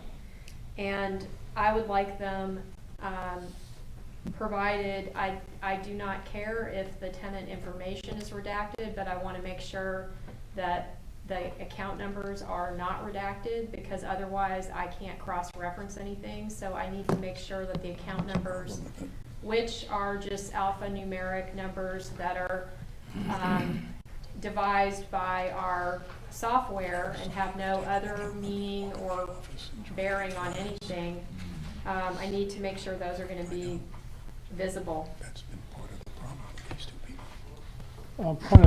Point of information, please. Yes. Did we establish a policy for commissioner requests of staff time or staff tasks in relationship to board approval? I don't recall whether we did or not. I'm not sure what process we're supposed to be following here in this regard, since I we don't have one believe we did. commissioner making one request That was for documents. That was of Jean of council, but I'm requesting stuff from the district, Okay, thank you. which is totally appropriate. Well, thank you for that clarification. Now I recall. Thank Yeah, you. it's similar to, the request would be similar to an informational report, which is. So can you fairly confirm routine. that you'll provide that information? I'm asking the general manager. That which we can provide, we will. I would like, when you answer with those sorts of riddles or whatever it is you do there, it's really confusing. So if you could just clearly state that you're gonna provide it, and You just heard me. I that, just you said weren't so. clear. You weren't clear. So could you please are you gonna provide me with the information as far back as the district has it available with the account numbers visible? The question of the account numbers may be an issue. We have to confer as to whether or not that needs to be redacted for security reasons. You've had plenty of time to confer about that. People have been asking for that for months, so. Yes, and we have provided it to another person without the numbers. And it's useless without the numbers. Fine, then you don't need the numbers. I need the numbers. Well, And I you- have to confer with council about that. Well, council's sitting right there. Jean, could you please confirm that it's okay for me to receive the AR reports with the numbers visible? The numbers do not have any bearing on anyone's personal, private information. They're just alphanumeric numbers that are designated by a computer software system. It's random numbers. But they belong to somebody. Okay, and just to move this along, because we could be on this item ad infinitum, if council and staff would like to get back to the commissioner on this on a specific date, and with specifics of what you can and cannot provide. Yeah, we will. Please let me know right now, because we need to keep this moving, because we will get stuck on this item all night. We can scan an accounts receivable to Jean, and then maybe she can provide us with some guidance, Okay. what it looks like. Will that help? Sure, I'm happy to look. Okay, and then I trust that someone will get back to Commissioner Brennan on Correct. when she could expect to receive her information and what will be on that Correct. And document. or- when will I get that communication? I can't say precisely. It depends on schedules. Could you be a little bit more specific? Probably gonna be Monday or Tuesday, because I know my rest of my week is already booked. Okay, With so other reasons. Monday or Tuesday of next week. Hopefully, yes. Monday's If a it's not, holiday. then you'll get a note from me. So, Monday is a national Yeah, it's holiday. a so holiday. Tuesday of next week. Thank If you it's for not that. then, or if it's not going to be then, I'll know by tomorrow with conference with Peter and Jean, and we'll let you know. Thank you. We're short-staffed in finance, Okay, Commissioner Brennan, any other questions on this item? So it seems like one of the recurring themes that keeps coming up with public comment and letters that the board is receiving from leaseholders is that there has not been great communication between the district and the leaseholders. I keep hearing that over and over again. And it seems to me that if we had improved communication with our leaseholders, that we might also improve our chances of collecting money that we're owed. And I've noticed that at other harbors and marinas, they use methods of communication that are a little different than the notes that we send out with bills. Scott, you look like you have something to say. I do have a question about it. Can we have Commissioner Brennan finish Sure. first? And then, because I don't want to have these kind of Okay, yeah, so. partial conversations and Thank you. just please can Thanks. finish that. So, I don't know if you guys are on email lists, but I'm on email lists for some of the other harbors and marinas in Northern California. And they send out regular communications in form of an email blast to their tenants, letting their tenants know about things that are happening, like lease rates potentially going up, and that there might be a meeting they might want to attend, which we did have a comment about that situation earlier. And in general, I'm just getting feedback that the communication isn't good, and there needs to be improvements with the way that we are communicating to our leaseholders. And if it seems that we have found instances where we feel that a leaseholder owes us money, I don't know all the circumstances, then we put a lien on their boat. Then it turns out that was a mistake, and then they have to go to the DMV and they have to protest the lien. I mean, we keep hearing about this sort of thing coming up, and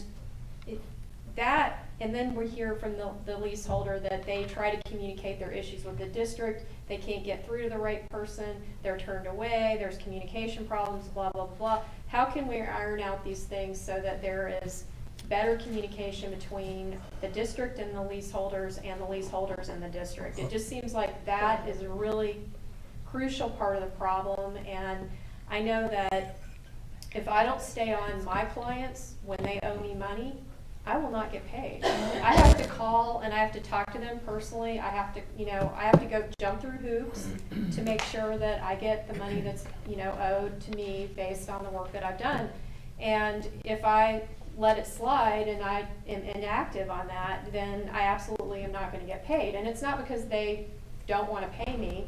It's just because they're busy doing other things, and so I have to keep it at the top of their list of things to do.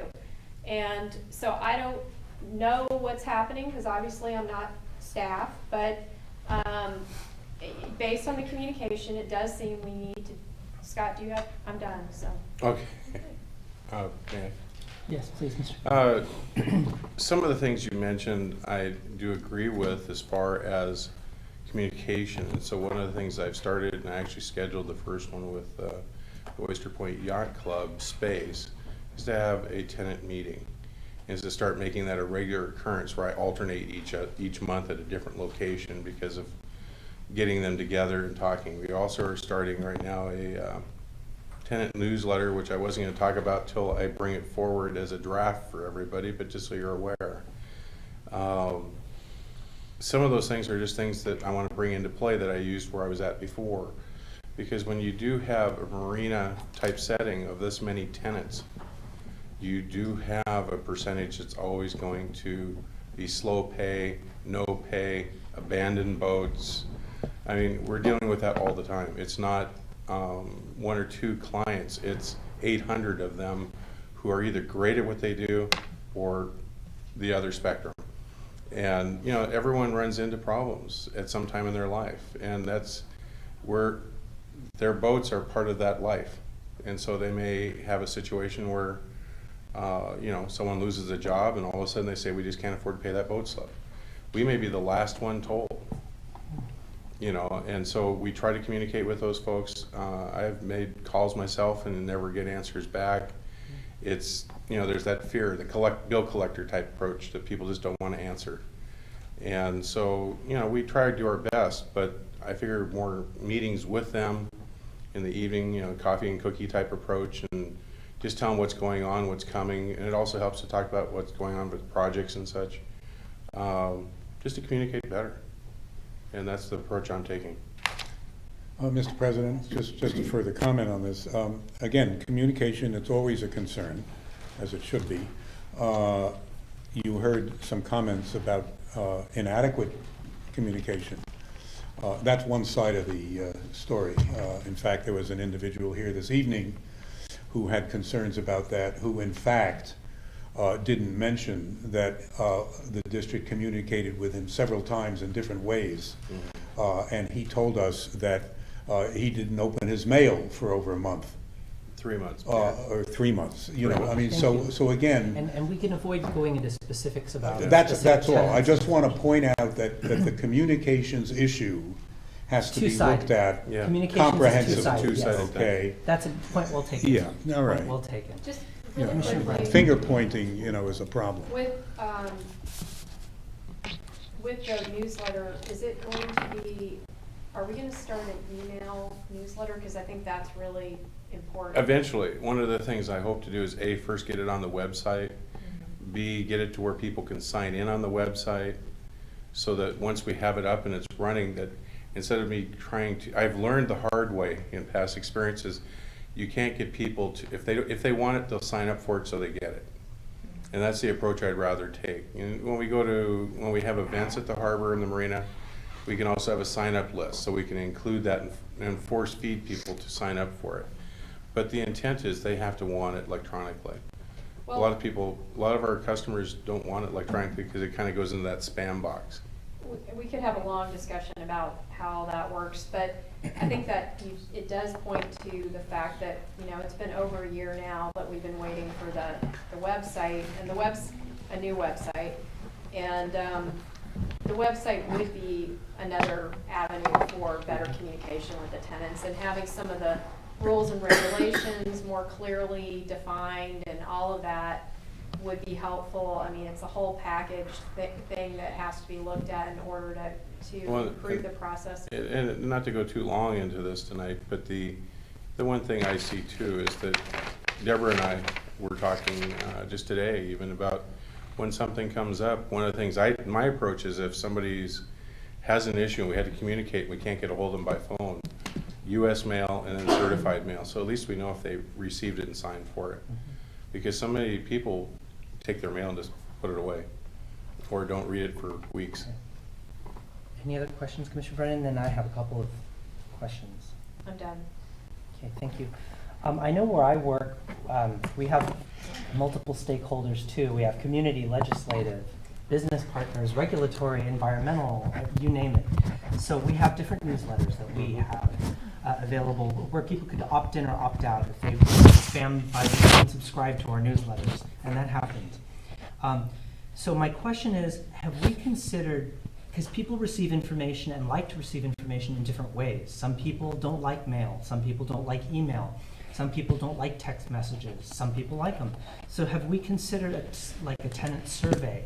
You know, how, and we could ask people all sorts of stuff. I can sure ask them that at the first meetings. Okay.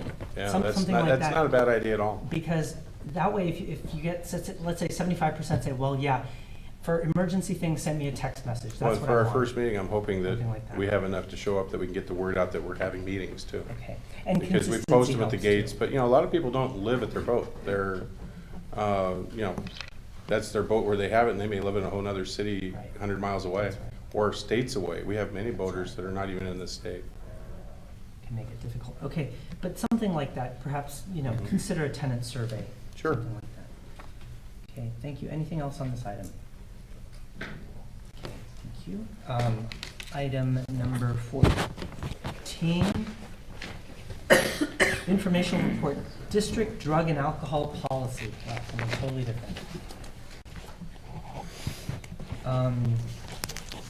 Staff report, or would you like to introduce this? I know that I've asked for this, so let me kind of lay it out.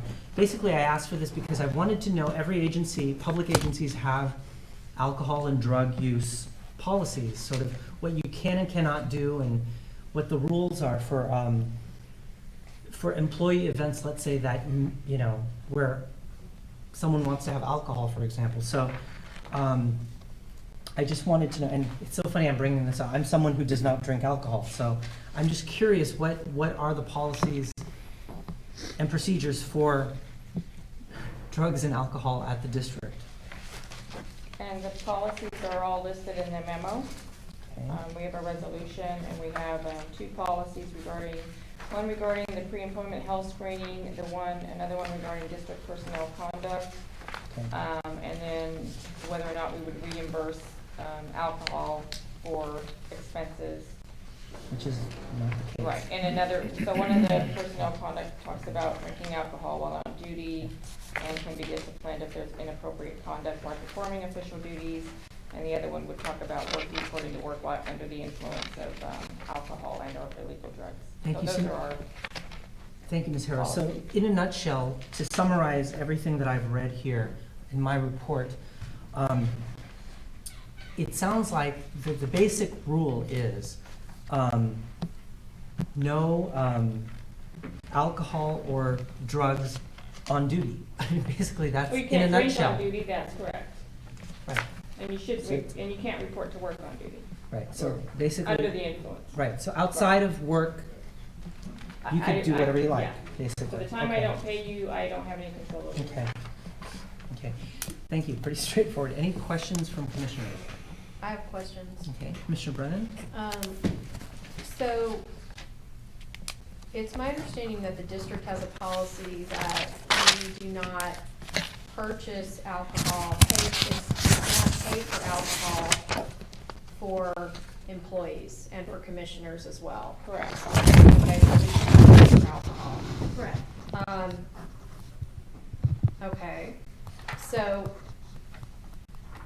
and I also want to point out that our policy is from July 19th, 1991, and probably needs to be refreshed. This is a really old one. In the policy on page 5 of 30, it says under, at the bottom, under B, Harbor District approved functions are accepted, but it doesn't go into any further information about what the heck that means.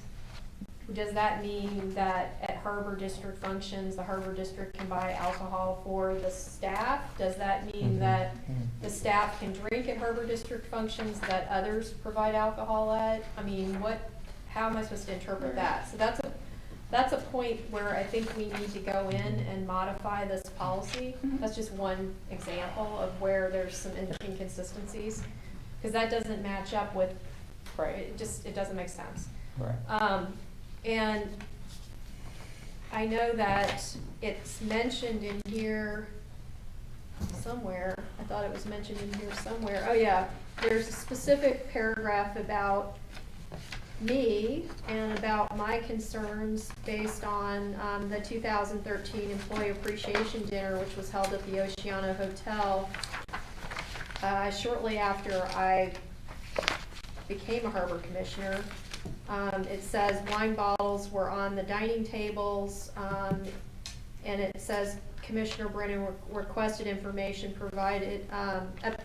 requested information about why there were wine bottles on the tables and if the Harbor District paid for them. And then it says, we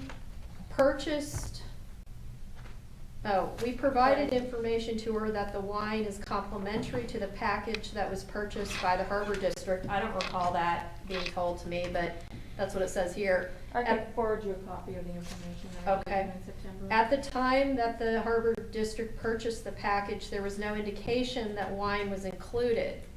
So I looked at the Oceana Hotel website today and I see that their packages include 2 bottles of wine per table. I mean, it says that right on the website. But aside from we that, didn't look at the website. you know what? We probably shouldn't have a lot of back and forth because it's distracting. I'm sorry, yes, I thought there was a question. So the question is, and I've looked through the receipts from our past Harbor District parties and events.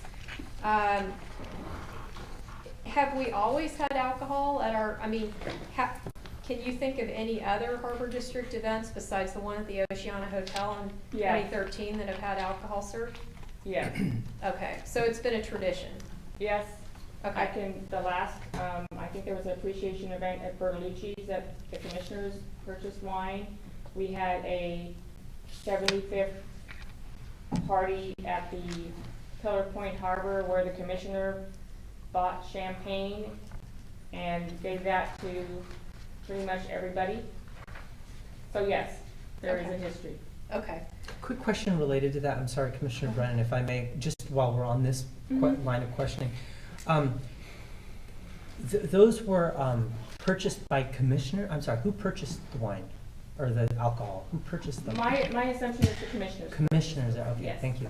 I'm sorry, Commissioner So Brennan. no, it's not, we've had it, like I said, the contract that we received from Oceano, so we didn't go on the website to look, but the contract that we read, it was not, we didn't notice that it said anything about wine on the contract. And I think I looked at the contract again and it doesn't say anything about wine, so we didn't recognize that there would be wine at the place. But it was not an additional cost, it was part of the package. We could have yet said, don't include it, but we didn't notice that that's what the package had. Okay, but in the past, what you're saying is that this, in 2013 at the Oceana Hotel, was the only time that the district actually purchased the wine for the employees. We did not purchase it at the Oceana either. It came with the package that we purchased. Well, we paid for it. Well, but we didn't pay an additional amount for it, is what I'm trying to say. But it was part of the package, so we paid for it. The package would have cost the same whether we had the wine or not. So it wasn't, it was purchased, yes, but. We bought the wine. As part of the package, yes. Okay, good. That's what I wanted to clarify. But the question is, based on what you said previously, did we purchase wine as a district at any other events? I know you're saying that in some occasions, the commissioners purchased champagne and wine for the staff. But what I'm trying to find out is, was this an isolated incident where this is the only time the district has ever purchased alcohol unknowingly through a package for a party, or have there been other times when the district As far as I did know, pay there for it? have not been other times. The finance has always reviewed any expense reports that come through to make absolutely sure that there's no alcohol purchased. Okay. Insofar as if we receive a receipt from an employer or commissioner and it just has, $65 for dinner, we will contact the restaurant to get a copy of the itemized receipt to make sure that we are not purchasing alcohol or approving a purchase of alcohol. Okay, so when we purchased dinner from Barbara at Bertolucci's in 2010, and It's Italia from Correct. Marcos in 2011, Right. and It's Italia in That was for another employee year. appreciation dinner. And all these various, another one for how do you say it? Bertolucci? Bertolucci's, I've never been there. Here's one from 2012, and then there's another one for Oceana. Anyway, so all of the history of events that the district has had in the past, the alcohol has been paid for by the commissioners. Or an employee, they buy their own alcohol. We don't Okay. normally, Okay. Okay. If I the just- commissioner wants to buy the group alcohol, that's up to them. It's an event that happens on a Saturday. It's everybody's own time. We don't have any, there's no rules. People can come if they want, they can not come if they want. It's not a required event. So if a person wants to buy a drink for themselves, they are allowed to do that. Okay, so I heard from staff that the employee appreciation dinner has been canceled for this year. No, we haven't even had any discussion about it. Okay, but the rumor is that it's been canceled because I've raised questions about our alcohol policy. I haven't heard that rumor. So Okay. as far as I know, that they'll be meeting with staff in a couple of Okay, weeks and to make please, can we not clarification. perpetuate rumor? I I mean, by just doing this, wanna we're perpetuating put an rumor. end to it, so Okay. you did that. Yeah. That Okay, thank ended, you. that's why we Thank you. need to get these things out in the open, Okay. because that ends the rumor. So thank you for clarifying that. Thank you. And I don't know how I feel about any of this right now. I just want to find out what the situation is, and then now seeing the policy dated 1991, I think obviously it's time to take a look at the policy, and I appreciate you guys including So it in hopefully, the packet. the only concern was that we had alcohol on the tables at the last appreciation event, and we will make sure that nothing of the sort ever happens again. Okay, thank you. Any other questions on alcohol and drug policies? Okay, thank you for that, and I appreciate it, because I know I did request it.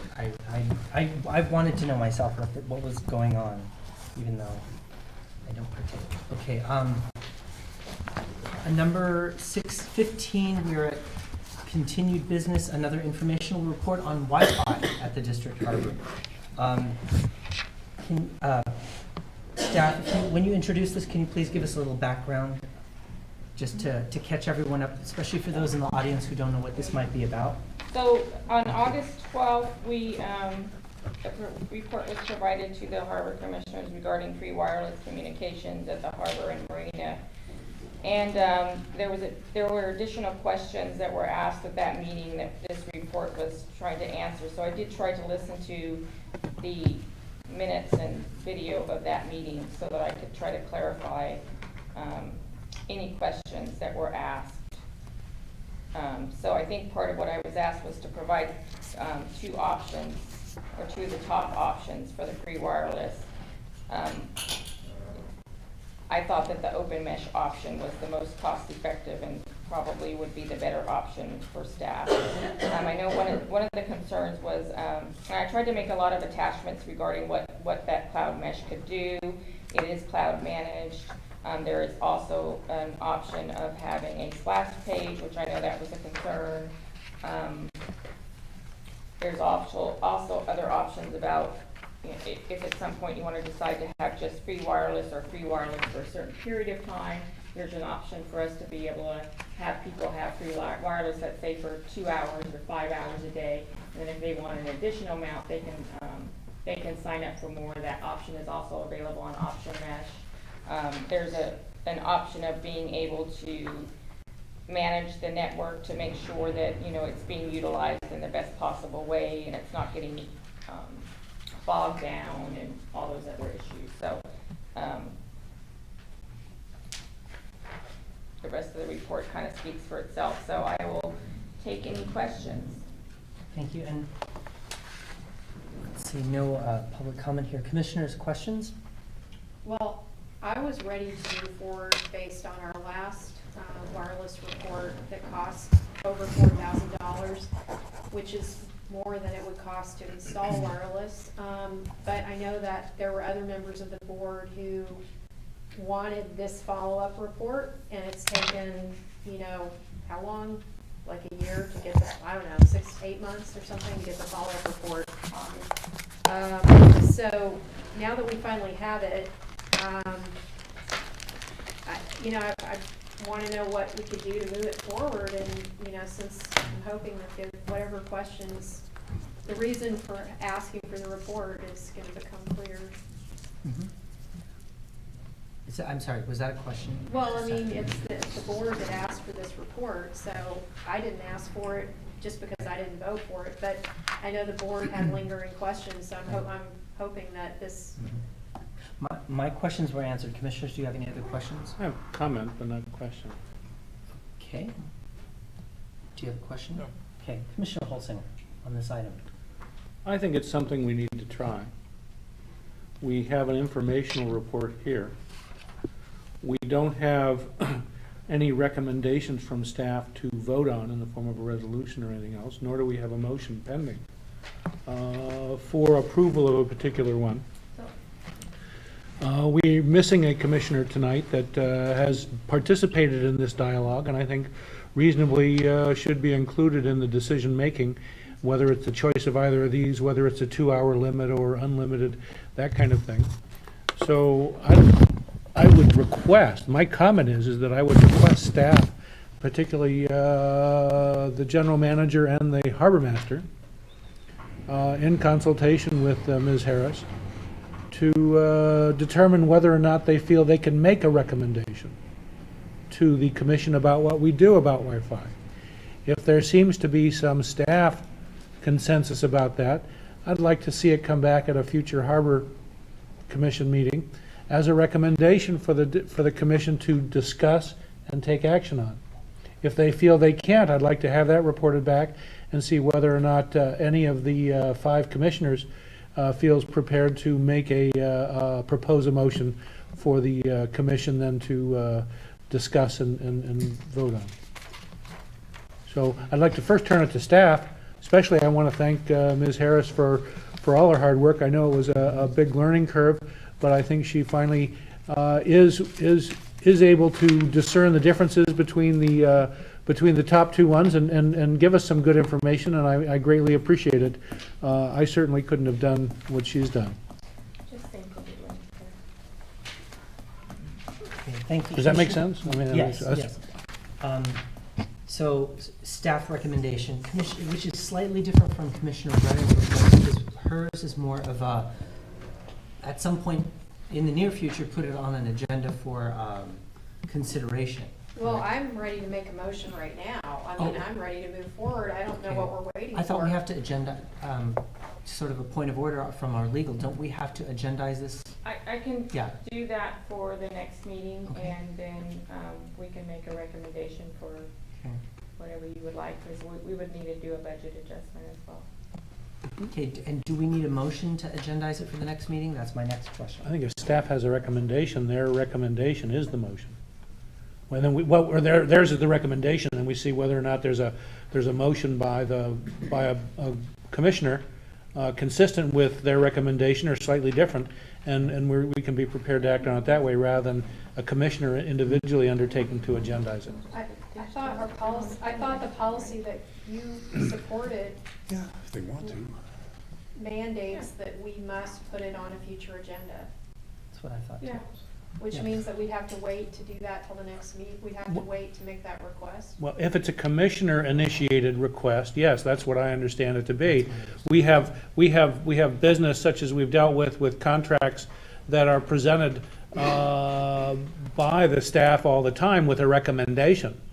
And the commission as a whole is free to reject that, accept it, and if it's accepted, it's typically in the form of a motion by one of the commissioners consistent with or slightly different from what the staff recommendation is. That's the policy and practice and procedure we've been following. If we want to do something different, that's fine. But I think Wi-Fi is something that this district needs to do. For me, it's a matter of how we do it, not whether we do it. So, Question, okay. if I may. Yes, Mr. Bruno, because I really am eager to decide how we are going to agendize this item. I would be interested in hearing about the financial implications of this, because frankly, there's a capital cost involved and a maintenance cost involved. And the question of whether it's free is a big, big question mark, because there's absolutely no way that we found to determine for sure that costs can be defrayed by advertising or any other source. And so that represents a new expenditure for the board to consider. And I would suggest that you may wish to think about this in the context at two levels. Number one, mid-year budget review, which is coming up in February, so you know where you stand for the balance of the fiscal year. Or if you, for one reason or another, might wish to consider slightly longer term, we'll be kicking off the preparation process for the fiscal 2014-15 budget, and that's for basically from July 1. And so if this is something that perhaps ought to be considered, I say if you feel that it's something that needs to be considered in the context of other possible expenditures, especially because I have no sense of priority here. And that'll be important for staff to consider in the context of all the other things. For example, what we were talking about earlier about improvements on Johnson Pier. Understood. Where do you want to put your money? I understand. So anyway, I'm just putting that out there. If you add money, I'll take it away from somewhere else. So my question, Mr. Grinnell, is what would be the fastest way to get this on the agenda for consideration? Well, I could. Because based on our the simplest thing right now at 9:37, the simplest thing is for me to make a commitment because I have the authority, among others, to put something on the agenda, and I will commit to putting it on the agenda. What agenda? For the next one. For the next meeting? Whatever meeting you want it on. You asked quickest, so it would be the first February meeting. Okay, well, let's formalize this, Commissioners. If I may speak to that. Yes, Commissioner Holsinger. I certainly would like to see it on one of the next two agendas, but I wanted to give staff, senior staff, discretion to confer among themselves and determine whether or not they could come up with a staff recommendation. Yeah. And so I don't want to tie their hands by Right. saying they have to do it by the next meeting. I want to give them some discretion in that, but I want to do it at the earliest practicable time. Okay, if I may respond directly to that, I could then say with a fair degree of confidence that the second meeting in February would be something, because I anticipate that that's when our mid-year budget review will be coming before you. And while that's being prepared, we'll have the numbers in the outlook, and the three of us can consider that at the same time we consider what a possible recommendation might be, because otherwise we're flying blind. Okay, Commissioner Brennan, you were going to say something, sorry. If staff cannot come up with a recommendation after working on this for over a year, we've got a problem. I mean, this is outrageous. It's not that complicated. We're talking about a project that costs $5,000. We've been approving things that cost well over $100,000 all night. If we can't scrape together $5,000 after we've been talking about this for over a year and make a recommendation after reading these reports, it's clear what the best option is. So I don't see why there's a need for any further delays. It just seems like one delay after another, and I've been asking about this at every single meeting, checking in to see how are we doing on it. And I'm sorry, but this is not rocket science. I could have had this thing set up in a couple of hours. This is like bordering on ludicrous. And not only that, if we really wanted to keep it simple, we could just hire it out and become a hot spot and pay $100 a month, and we could be a hot spot and forget all these reports that we already spent $5,000 on, or however much it was. $4 a minute ago. Over 4,000. So here we've spent all this money on these reports. We've got nothing.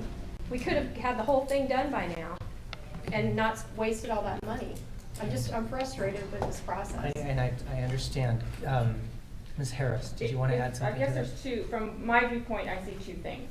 There's a recommendation for having free wireless and what those options are. Is it going to be all free?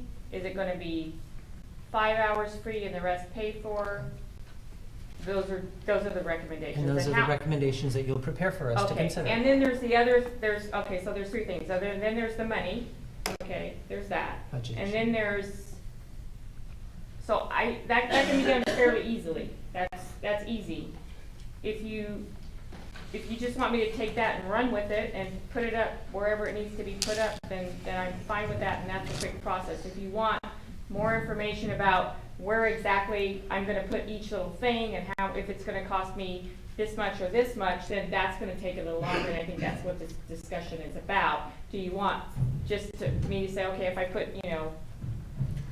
15 max out there, this is what it's gonna cost me, and, my recommendation is, 2 hours free and blah, blah, blah, blah, then that's an easy task. If you want more info about who, what, where, when, how, and what's gonna be put where, then that's gonna take a little longer. We So have that's- this much info. We have thousands of pages of info you've given us. I'm just asking for guidance. Sabrina, I Okay. understand this is very important to you. I don't have a dog in this show. I'd love to have free Okay, Ms. cars. Harris. Believe you me. Okay, Ms. This Harris. is not Then if fun I for can me just either. cut you off. I'm sorry. If I can just cut you off. Basically, in the report, here's at least what the president is expecting in the report. Basically, you've got your background. You've got, your options. Option A, B, and C. Here's what it's going to cost if you do option A, B, or C. C is the Cadillac version, okay, where it's everywhere, okay, and then you've got your budget impact, okay, and then recommendations, something like that. Okay. And Commissioner Brennan, do you have anything to add to that, or does that sound reasonable? That sounds reasonable. I think that at this To move point, it forward. yeah, I mean, we just need to move it forward. We know what our options are. There's certainly no lack of information at this point. I can't imagine that staff could possibly do a better job than they already have in providing us with a wealth of information on this topic. So I think, now's the time to take it to the next level and make a decision on which choice we're going to go with. And I think, there are so many reasons to do it. Our fishermen are really looking forward to it. Meanwhile, the fish app that everybody's got on their iPhones right now, which is Fishline. If you don't have it, please download Fishline. It sends the public direct to Pillar Point Harbor to buy fish right off the boats. Our fishermen are online. They want to use their iPads. They want to use their devices while they're stuck on their boats selling fish. People want to come down to the harbor and work there. People need to be online. We could be giving people information about public safety when they get on the Wi-Fi.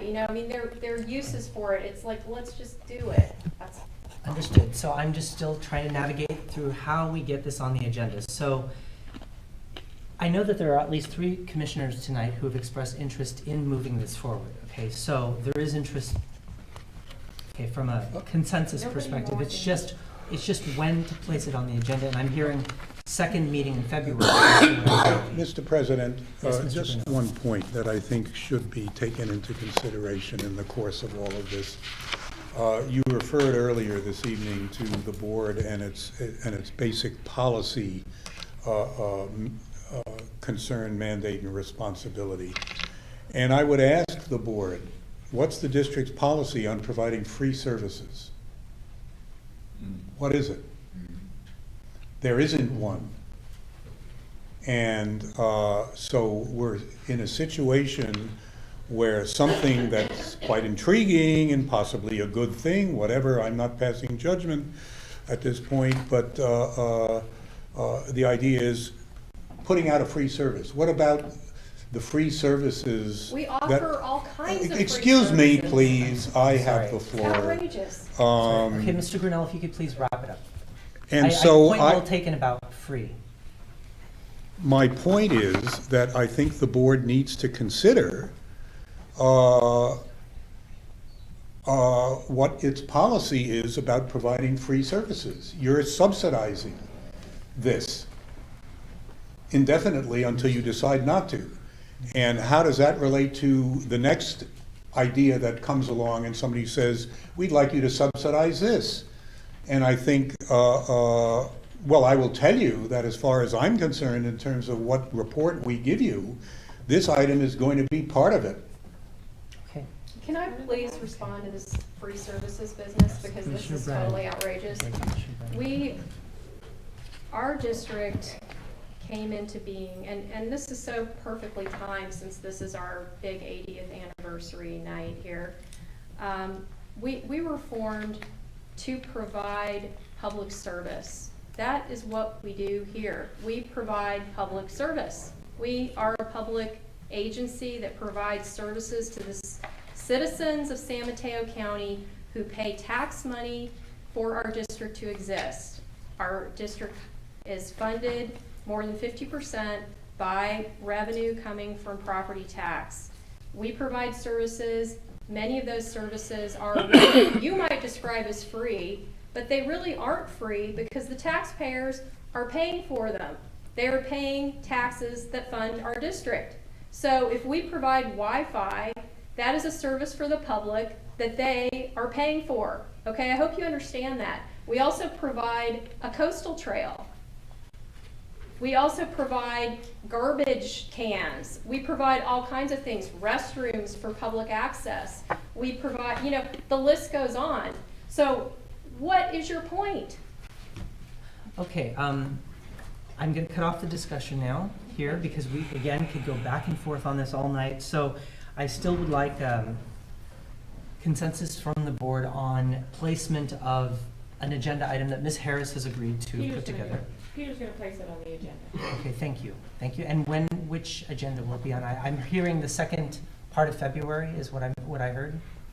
That would be my suggestion on the assumption that the mid-year budget review will be on the same agenda. Commissioner Brennan, commissioners, are we okay with the second I'd rather it be meeting the in February? next meeting. I think it should be the next meeting. I don't know what we're waiting for, but if that's the best they can do, then that's what we're gonna have to do. Staff? It's about 7 working days, or 8 working days. Okay. Well then, based on Because it that, has to be Commissioner done before Brennan. the agenda goes. Thank you. Based on that, I will leave it up to staff to pick either the first meeting or the second meeting in February. Sounds good. Second at the very latest. How's that? Can I just, off subject, because we're getting it 10 minutes till, and I'm not sure if I'm gonna get my report in, but I left on everybody's thing that we do have your new email addresses. Okay. The sky is falling, it finally happened. And so I left some on the back counter. There are some in the back counter. I'll make sure that it gets on the website tomorrow. And I've left you guys instructions on how you can get access to your new email address and how you can check your new emails. Okay? Just wanted to get that in while we're, thank you. And is this active now? Right this second? Right this second. Thank you. Okay. If you have any problems, call me, because it's, brand new, Okay. so. Okay, back to the agenda. Are we finished now with item 15 since we have an agenda item for February? Okay. We are now at item, let's see, staff reports 16, 17, 18, and 19. Okay. So, Mr. Brunel? Oh, no, sorry. We have public comment for item 16.2. So why don't we first, because of time, why don't we do the public comment and then have the reports, just because I want to get the public in before anything. So, Mr. Rogers and Mr. Ullum? Yep, my name is Brian Rogers. Basically, one of the commissioners took one of the questions I had for this, which was, where's the forward progress on the building that the commission is looking at purchasing? At least we got an answer on that one. That was kind of nice to hear. But the other is just, in general, this report, if you don't look at last month's, you don't see any new detail. Now, the ones I'm most familiar with are the ones at Oyster Point Marina. Most of those have been completed for nearly 6 months. And yet they still appear on this report month in and month out. I mean, it's nice to report when something's completed. Maybe if you put a date after it so that people can blow it off after the first month, because it's no new information. I also know that the boat launch over at Pillar Point's been completed for a couple of months now. Why are we getting the same set of information each month, and he buries into it just a little bit of new detail, but it's very hard to find. It's not marked as being, this is new to the report. It's just a rehash of the same thing month in and month out. So I would like some kind of change be made to this report so that it's actually usable information. Whether it be dates after the thing, italicized anything that's new, something that says, hey, this is something that's been done this month. Because this report is really complicated to get anything usable out of. Thanks. Thank you. Thank you. Mr. Allen?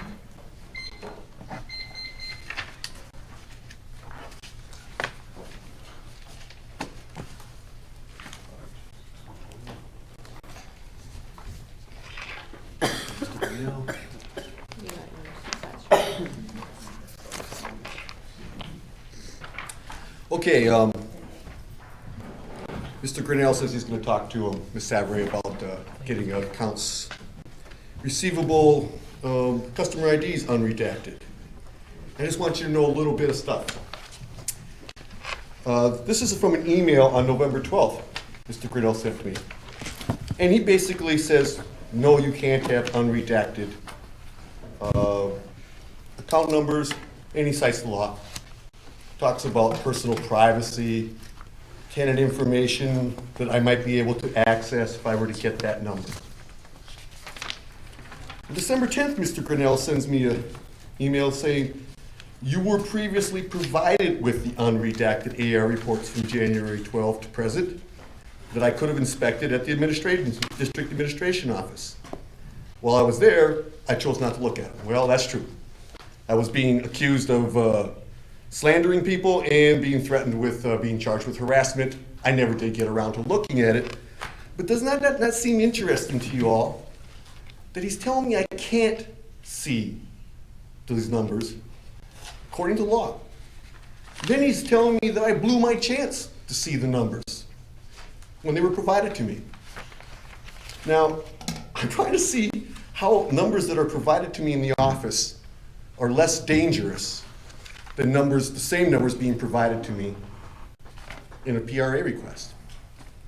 And to show you how silly this really is, back in 2011, when you were when you were figuring out that your age receivables were really seriously messed up, Mr. Parvano, who must have been holding an age receivable report, and he must have been holding it in a meeting, not in the office, asked about customer number 3296 and something about she owed $15,373.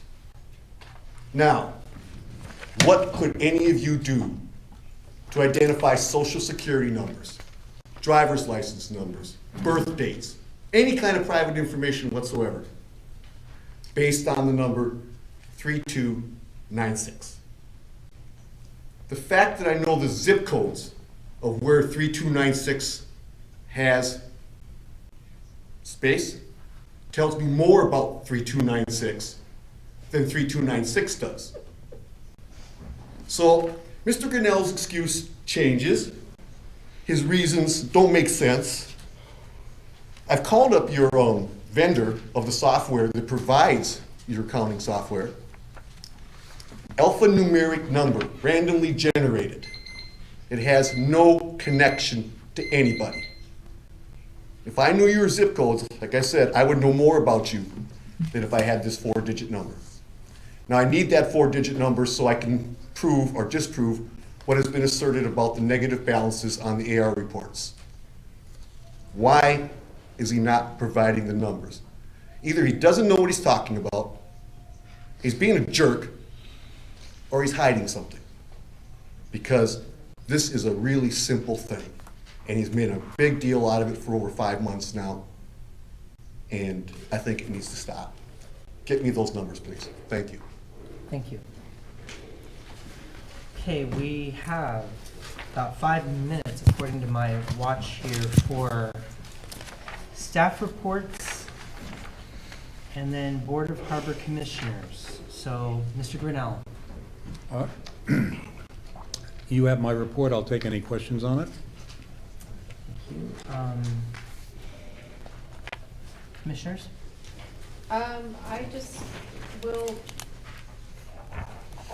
chime in on some of the concerns made in public comment that I too have wondered why we see the same things over and over again on this report and nothing ever, I mean, it's hard to tell what's old and what's new. It's all just sort of lumped together and it's confusing. It seems to me that there's probably a better way to present the board with a project update, if that's what this is sort of, I mean, that seems like that's what this is really about. And maybe what we ought to be looking at is a spreadsheet so that we can see on the spreadsheet the date the project was completed or the date the project's slated to be completed. Something that's a little bit more logical than this list here that is sort of all over the map. So I think, you know, and this is probably going to come up in the strategic planning process, in order for the board and for the staff to make good, solid decisions on what needs to happen, we really need to see things mapped out very clearly. And this sort of presentation really isn't cutting it. I mean, I'd also like to see like a huge wall with, I've seen other places do this where you have projects, you know, literally drawn out and you're moving things around as they're getting done, and you have more of an, maybe you have that in your office, but it's not something that we see. So a matrix, something like that would be a better way to present the information and make it clear what's pending, what's completed, and the things that are completed, obviously we go to the bottom or move, you know, we'd see the things that were more current at the top. So I just wanted to put that out there, that there's probably a better way to provide this information that might improve our ability to function as a board as well. Thank you. Commissioners, any other questions on this? Okay, Would you like a comment for explanation as to why it is what it is? Because of time, perhaps at the next meeting. Because there's a method to the madness. Okay. Can we just move forward to operations next, or to the other items, just because we literally have a minute? Okay. And I want to have at least 30 seconds for adjournment. Okay, so finance, HR, and operations.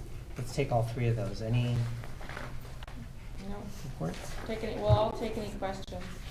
Okay, commissioners, any questions for finance, HR, or operations?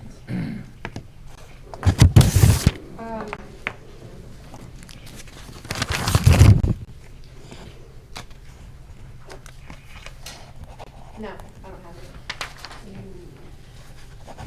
Okay, thank you. Board of Harbor Commissioners, commission statements. I just want to get this in my last 30 seconds, whatever. I'll be 10. Oh. Okay. I received a letter which was asked to be placed on public record, so I'm going to give it to staff. It could be included in the minutes. It's from Dr. Mary Lorenas of Moss Beach. And so we'll just put it in for public record because she couldn't be here tonight. She wanted it read. We'll put it in the minutes. Commissioner Holsinger. Just 10 seconds. We had 3 of the fish buyer offloaders here. Only 2 of them asked for a review of their lease, notwithstanding what Commissioner Brennan said. The other thing is I think it is time to consider a rental appraisal of those particular tenants to see what market truly is by a certified appraiser. So I think rather than going through this endless debate, it's about time we actually had a professional appraisal. Thank you. Commissioners, anything else? Yep. Commissioner Brennan. So I wanted to mention that the California Special Districts Association sent us their current catalog for 2014. So you got that with your board packet. And they have some really excellent classes which are helpful for board members. I've been fortunate to attend a few of their seminars.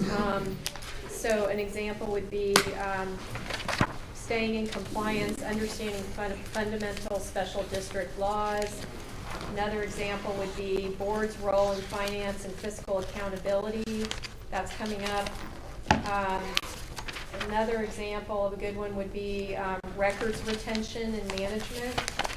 And also Robert's Rules of Order made easy. And they also have the Essential Guide to the Brown Act and the new Understanding the Brown Act Beyond the Basics. And they also have another new one, which is What's a Public Record? How to Comply with the Public Records Act. And these, the ones that I just mentioned, are actually webinars, so you can tune in the comfort of your home. So I just wanted to put that out there, that this is available as a resource to the board as well as to the staff. And we should really take advantage of all the educational opportunities that the California Special Districts Association offers. Thank you.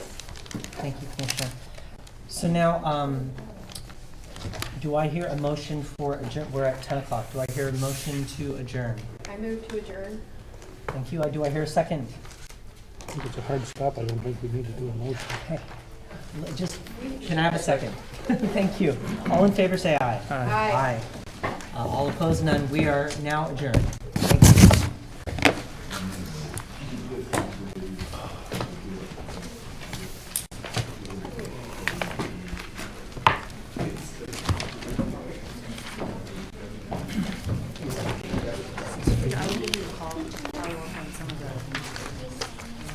I'll sign these in just one second. Yes, thank you.